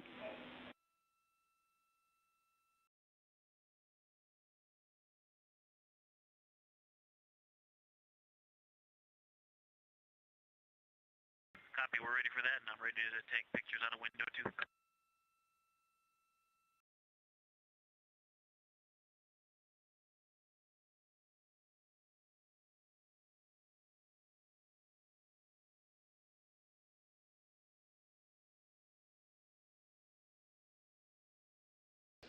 This is Artemis Mission Control in Houston, Texas. We just saw CSA, or Canadian Space Agency astronaut Jeremy Hansen, complete a public affairs event with various Canadian media outlets. And now the crew is currently working on some D5 camera photos as part of a window optical quality developmental flight test objective. Houston, Integrity for flywheel accelerometer battery. We're ready to copy. Two quick things. First, the battery for the accelerometer on the hull of the vehicle is 55%. And when I downloaded the accelerometer data on the flywheel itself, I think all the data transferred, but I did get a very odd error at the end that just said out-of-memory error on my PCD, but it looked like everything transferred over, so I reinitialized that. If you guys now link that data tonight, you can let me know tomorrow if it went well.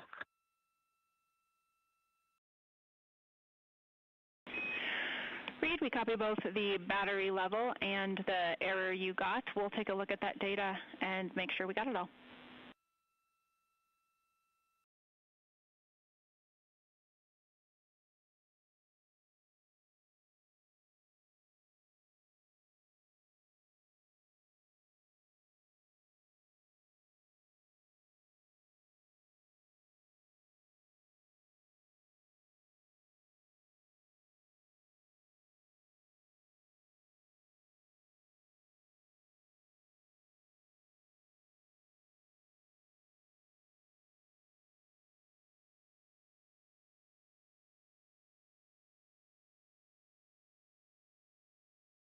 And we just heard a call there from NASA astronaut Reed Wiseman, who is working on transferring some data from the flywheel exercise device, specifically data related to an accelerometer. And this is also as NASA astronaut Victor Glover is working through that D5 camera developmental flight test objective related to window optical quality. So he's currently taking images out of different windows on the Orion spacecraft using varying focal lengths of subjects out of the window, such as the Earth or Moon.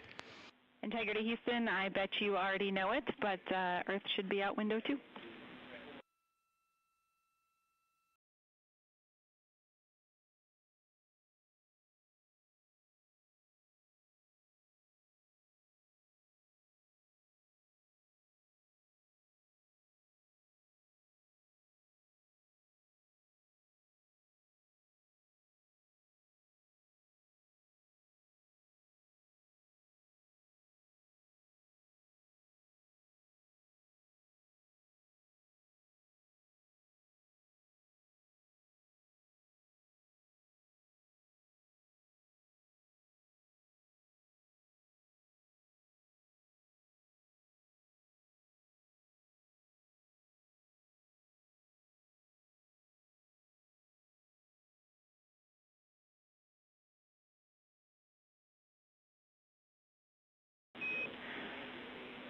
Integrity Houston, for a quick end of the day sync, I've got 2 items for you, and we can take any items from you.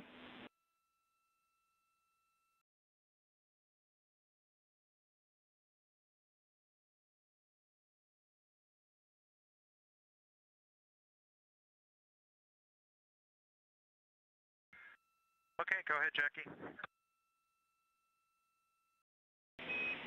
Hey, we just wanted to follow up on 2 items. One is related to the odor that you reported earlier.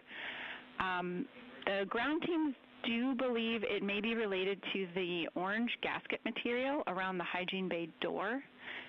So perhaps it's related to, open and closes of the door or,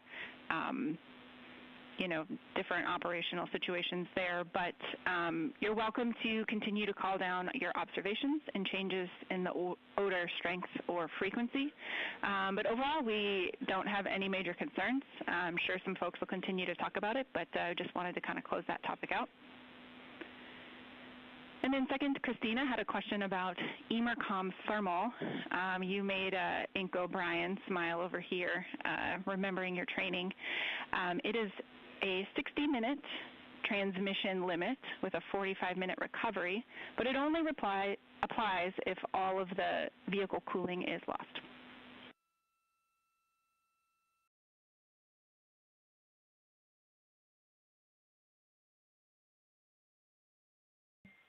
Okay, we got both of those, and just about the orange insulation around the door of the hygiene bay, we're pretty convinced that's not what we smelled today.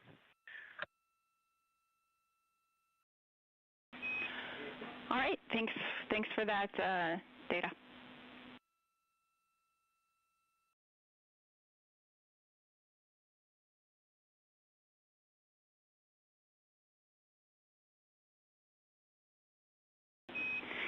And Jeremy, just since we're talking about it a little bit, if you want to give us one final set of observations on that smell for today, we would take it.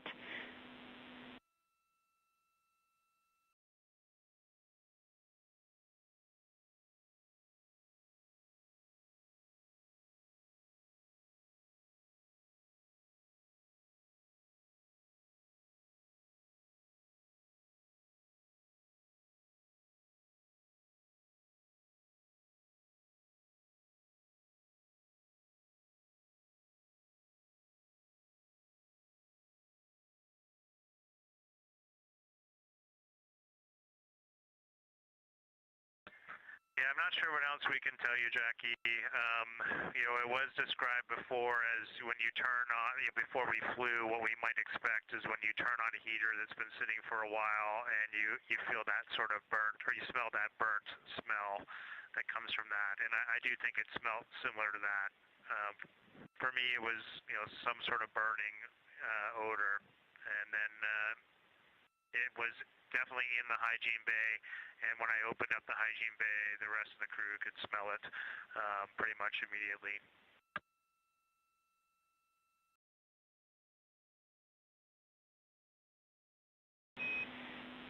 We copy, Jeremy, and is that... Yeah, 2 things out there. Yeah, we're curious if it is still persisting, and we'll take your 2 things. That one on the delay. Sorry about that, Jackie. I think 2 things to add from my perspective. Number one, we had a similar smell on flight day 1 when Christina first fired up the toilet, and then we haven't had that at all since. And then this was a more acute moment of this compared to flight day 1. Similar, but definitely more acute.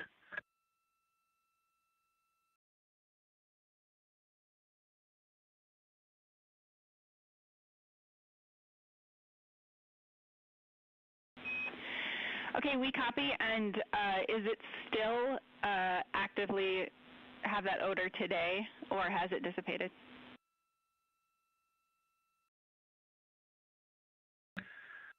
It's been used since, and there was no odor the next time. Houston copies. That helps. Thanks.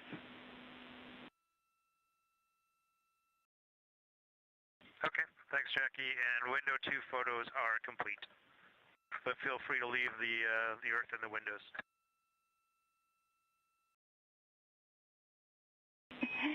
Yeah, unfortunately, we've been pretty exploratory in our attitudes today, and we're going to have to head back to something more standard. Let us know if you have anything else to report just on timeline status or things we need to know overnight. Otherwise, that's all we had for you.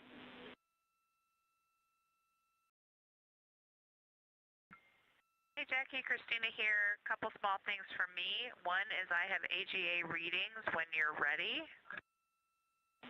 Go for it.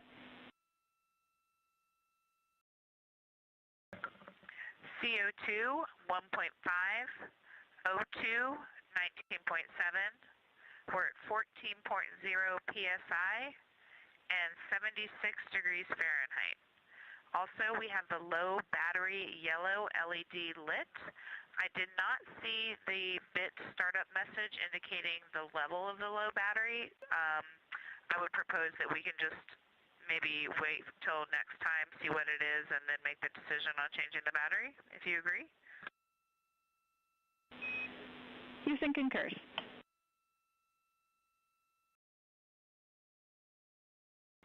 Copy. And next, the ActiWatch data is on PCD2. Houston copies.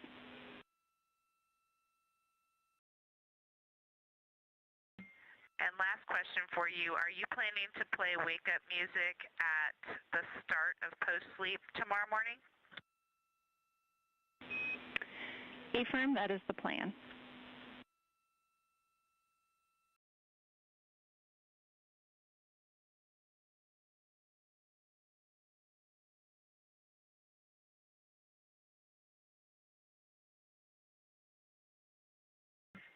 Okay, great. Yeah, we were just clarifying because in a very nice effort to allow some more sleep, they sort of put that off this morning, but I think we would prefer for it to be at the start of post-sleep. Yep, we are tracking Christina, and that is our plan.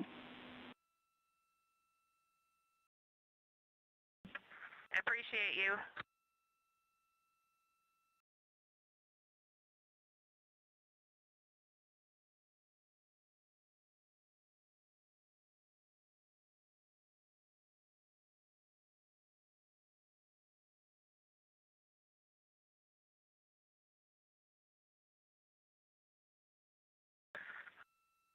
And Jackie, one more thing. I am logging into VC right now for the PMC, but we still want to try charging something off of that PCD4 to see if that actually works or doesn't work.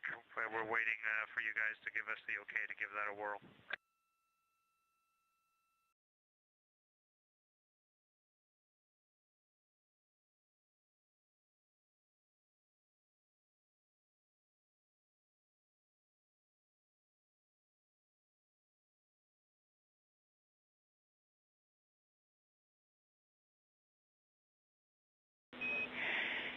Jeremy, for PCD4, we don't think that the PCD will actually help something charge when it is powered off, but you are certainly welcome to try.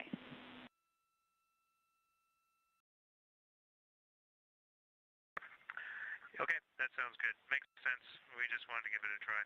Thank you for that.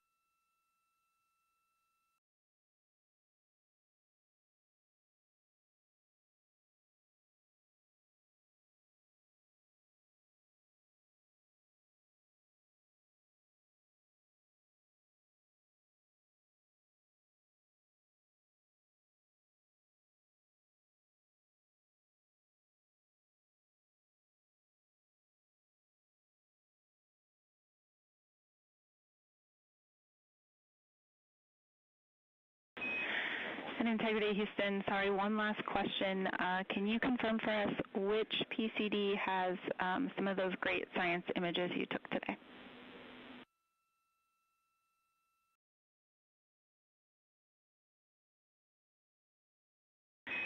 And sorry, specifically images from the window DFTO.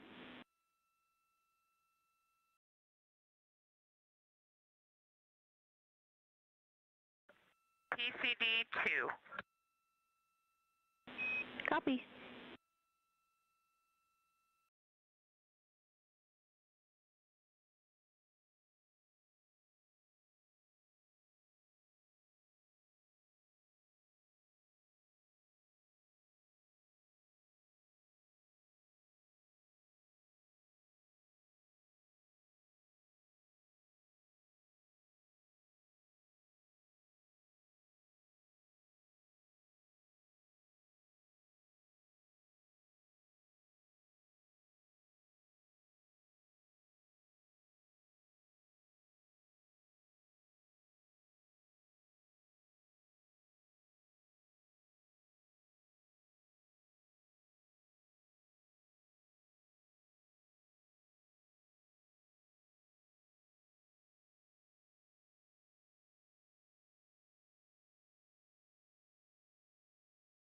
This is Artemis Mission Control in Houston, Texas. We just heard quite a bit of chatter between the crew currently on board the Orion spacecraft and the team here in Mission Control Houston, specifically the Capcom or capsule communicator, who you can see on the bottom right-hand corner of your screen.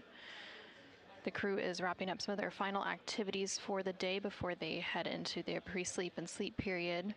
So they have wrapped up the optical window imaging developmental flight test objective, where they were taking some images out of the different windows on the Orion spacecraft to test the quality of those images and make any adjustments as needed.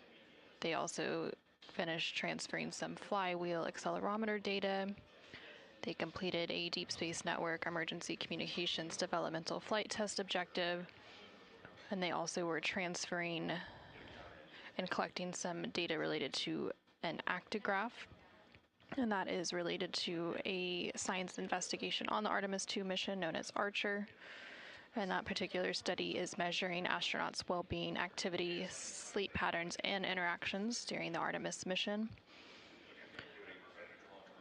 They are collecting data using those ActiWatches and behavioral or performance surveys before and after the mission, and that actigraphy data is being collected during the mission using those devices, and results from some of this data will be used to understand the effects of space hazards on well-being and performance, and also to develop additional protocols, interventions, and technologies to enable humans to survive and thrive for future deep space missions. The crew is now getting ready to complete their end-of-day private medical conference. This is a standard conference that takes place between the crew and their medical teams on the ground. And then once they complete that, they will have a private conference with the flight director. And the flight director currently on console for Orbit 2 is NASA Flight Director Paul Kanya. And then after that is completed, they will move into their pre-sleep period to get ready for bed.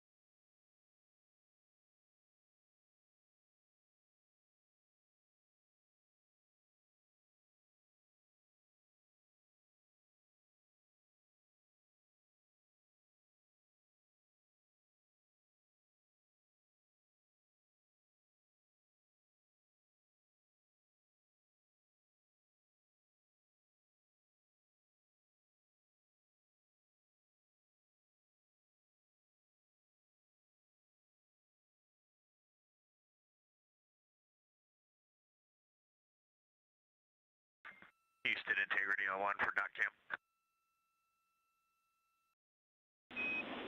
Go ahead.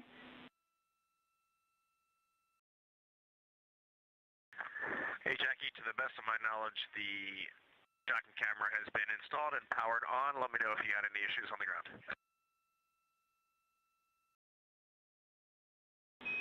We copy.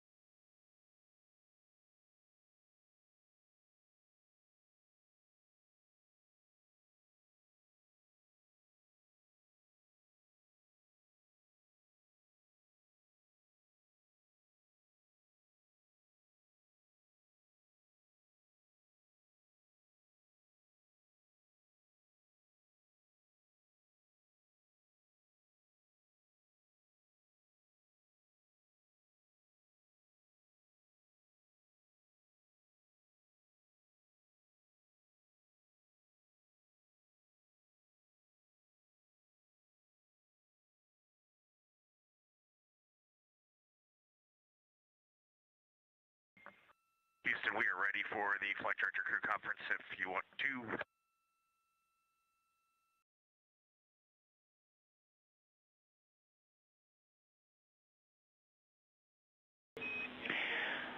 We are ready for the conference on 2.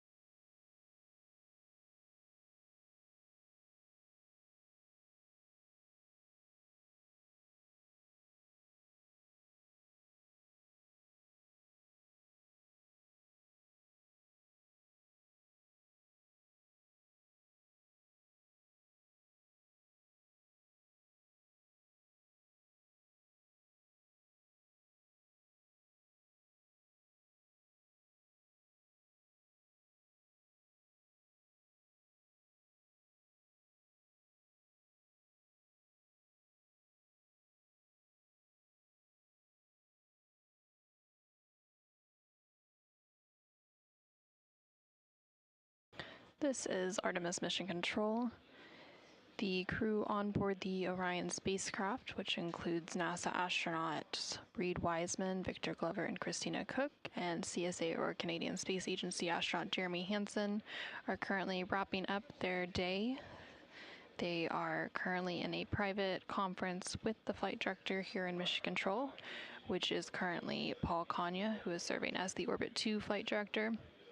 Following this private conference, they are going to begin their pre-sleep period, and during that period they will perform some hygiene activities and standard cabin configurations to get ready for their sleep, and they will also eat their dinner, and then they will begin their sleep period to wrap up flight day 3.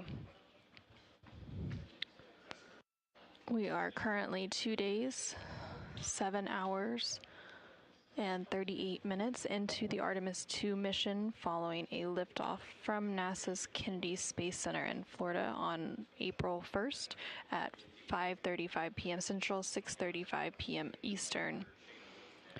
Today, the crew and the Orion spacecraft did surpass the halfway mark, so they are now closer to the moon than they are to Earth. They are about 142,000 miles away from the Earth and about 131,000 miles away from the moon. This comes following the translunar injection, or TLI burn, which took place yesterday on flight day 2. Today there was a planned outbound trajectory correction burn, but that burn was determined to not be needed, as the TLI burn, which took place yesterday, was very precise and accurate. So the next burn that's scheduled to take place will be on flight day 4, and that will be the outbound trajectory correction 2 burn. That burn is scheduled to take place in about 17 hours and 34 minutes from now.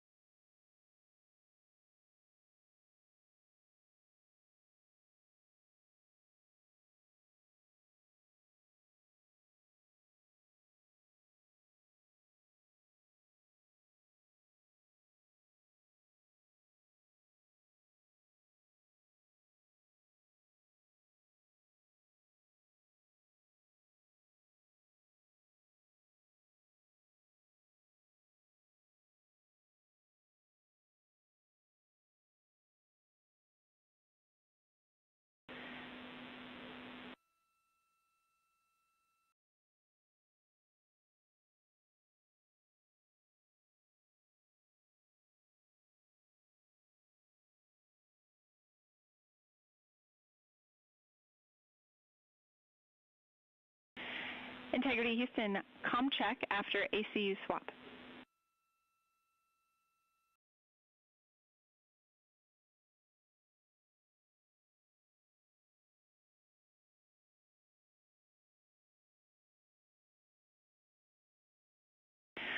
Harriet, I had you loud and clear, I think still on OE2 after the conference. And one item for you, we are not seeing the dock cam. It's showing disconnected. We see the CFC powered, so we'd like you to confirm on PUP 1 that the 5-volt power is switched on with green LED for the dock cam.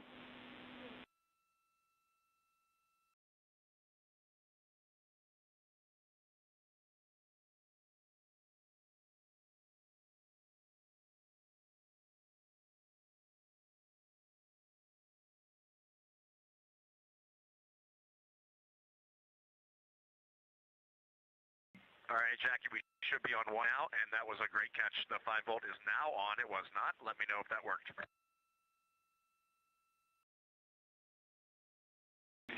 We see it. Thank you.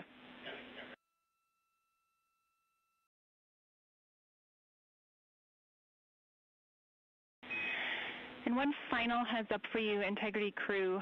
We are going to be pulling some files from the cab cameras.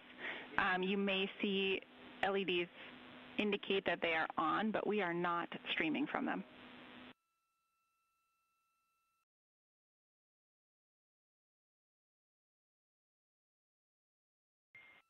What, you got your fill from the HHP camera today?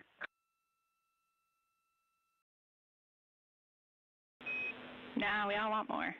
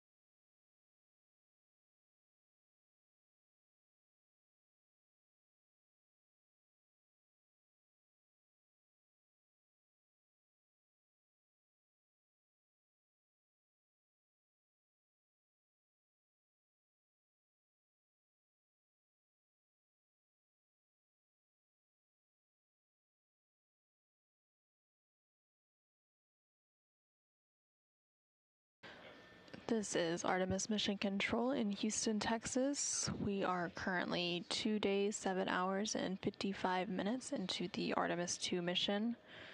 Currently on your screen, you are seeing a look at the Artemis Real-Time Orbit website. This visualization provides a look at the real-time data and telemetry coming from the Orion spacecraft when we don't have views of the spacecraft itself.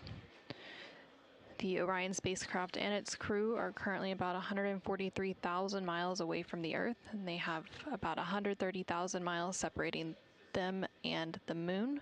So they are now over halfway to the moon, and that planned lunar flyby will take place on flight day 6, which will be Monday, April 6th.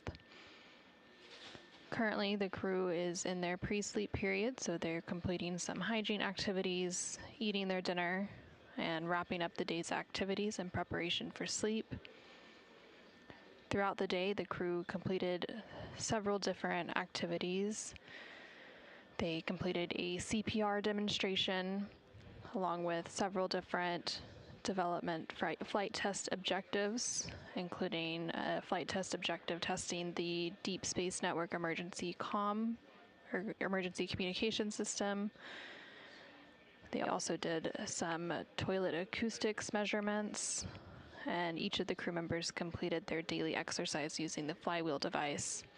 Initially, this flight day had a outbound trajectory correction burn scheduled, but that burn was determined it was no longer needed, so that burn did not take place. So the next burn will be the outbound trajectory correction burn on flight day 4. Once the crew goes to sleep, that will wrap up most of their activities for flight day 3. So then looking ahead to flight day 4, the crew will be completing a manual piloting development flight test objective, and during that DFTO, the crew will perform various attitude maneuvers to compare 6 degrees of freedom and 3 degrees of freedom attitude control.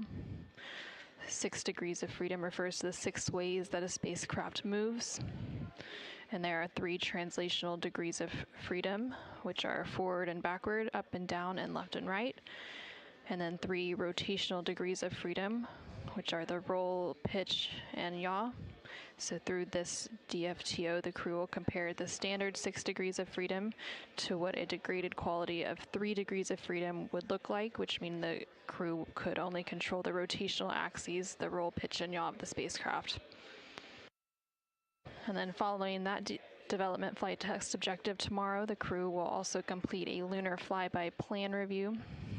During that plan review, each crew member will review their lunar targeting package, which is the primary tool guiding crew observations during the lunar flyby on flight day 6. It consists of 2 key components, the lunar geography review and the lunar targeting plan. The lunar geography review helps astronauts study major lunar features in advance of the flyby and learn how to orient themselves during the flyby, while the lunar targeting plan provides a detailed timeline of observation targets, background science context, and specific instructions for imaging and verbal descriptions.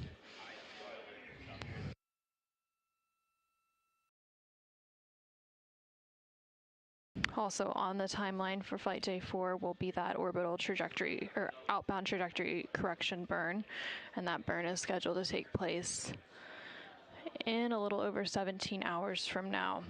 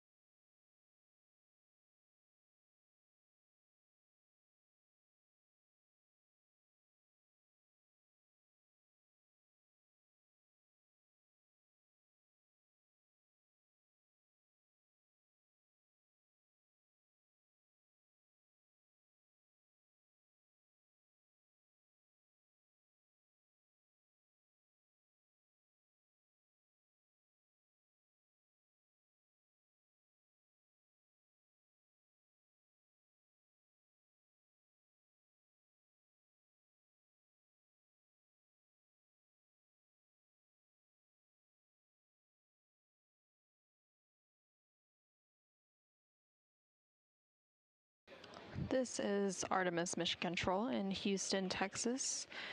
The crew on board the Orion spacecraft is currently in their pre-sleep period to round out Flight Day 3.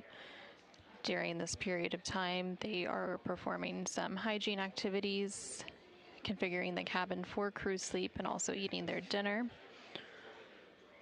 Throughout the day, they completed several different activities, including a CPR demonstration, a Deep Space Network Emergency Communications Development Flight Test objective. They also completed a pre-lunar flyby cabin configuration where they deployed cameras and equipment that will be used during the flyby, and also tested some of the lighting configurations inside the cabin of the Orion spacecraft to make sure that everything was ready to go for the flyby, which will take place on Flight Day 6. They also completed a public affairs event and their daily exercise, which uses the flywheel exercise device. They were originally scheduled to have an outbound trajectory correction burn earlier in the day, but that burn was canceled as it was determined it was no longer needed. So the next burn on the way to the moon will be the outbound trajectory correction burn 2, which is planned for Flight Day 4 in about 16 hours and 49 minutes from now. We are currently in an expected loss of signal with the Orion spacecraft, and we do expect to regain that signal with the spacecraft here shortly. Currently, the Orion spacecraft and its crew are about 144,000 miles away from the Earth, and they have about 129,000 miles separating the spacecraft and the crew from the moon.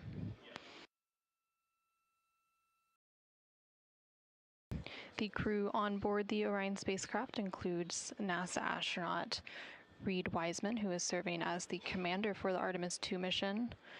Reed is originally from Baltimore, and he has previously been to space aboard the International Space Station, where he served as a flight engineer for Expedition 41 from May through November of 2014.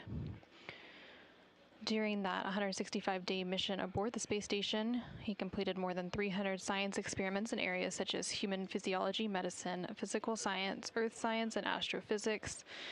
And that expedition also set a milestone for station science by completing a record 82 research hours in a single week. Prior to his assignment to the Artemis 2 crew, he served as chief of NASA's astronaut office from December 2020 to November 2022. Also currently on board the Orion spacecraft, which the crew named Integrity, is the pilot for the mission, Victor Glover. He was selected as a NASA astronaut in 2013, originally from California. At the time of his selection, he was serving as a legislative fellow in the United States Senate, and his first trip to space was in November 2020 when he launched as pilot of NASA's SpaceX Crew 1 mission. And that was the first operational mission of NASA's Commercial Crew program, which resumed launching American rockets from American soil to the International Space Station. Victor is also a U.S. Navy captain and naval aviator and served as a test pilot, racking up more than 3,500 flight hours. There are 2 mission specialists as part of the Artemis 2 crew. The first one is NASA astronaut Christina Cook. She's originally from Grand Rapids, Michigan, and was selected to the astronaut corps in 2013.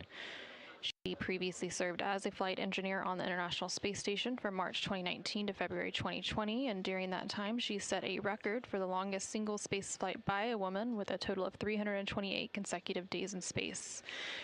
She also participated in the first ever all-female spacewalk, and before becoming an astronaut, Christina helped build space science instruments and led scientific fieldwork in some of the most remote environments on the planet. And then rounding it all out is Canadian Space Agency, or CSA, astronaut Jeremy Hansen. He is also serving as a mission specialist for the Artemis 2 mission. He's originally from London, Ontario, Canada, and was selected as a CSA astronaut in 2009. After his selection, he worked as a CAPCOM, or capsule communicator, at NASA's Mission Control Center in Houston. He has also participated in training exercises, such as living on the ocean floor off the coast of Florida to stimulate deep space exploration. And in 2017, he became the first Canadian to lead a NASA astronaut class. And this is Jeremy's first trip to space. Again, those 4 crew members currently on board the Orion spacecraft, which they named Integrity. They launched aboard the Orion spacecraft atop a Space Launch System, or SLS, rocket from NASA's Kennedy Space Center in Florida on Wednesday, April 1st at 5:35 p.m. Central, 6:35 p.m. Eastern. Today, they surpassed the milestone, making their distance closer to the moon than from Earth. And currently, they are on board the Orion spacecraft preparing to go to sleep and round out Flight Day 3. And now on your screen, you're seeing a view of the Artemis Real-Time Orbit website, or ARO, and that website's available at nasa.gov/trackartemis. It provides real-time data and telemetry updates from the Orion spacecraft, especially when we don't have those live views coming from the cameras on board the Orion spacecraft itself.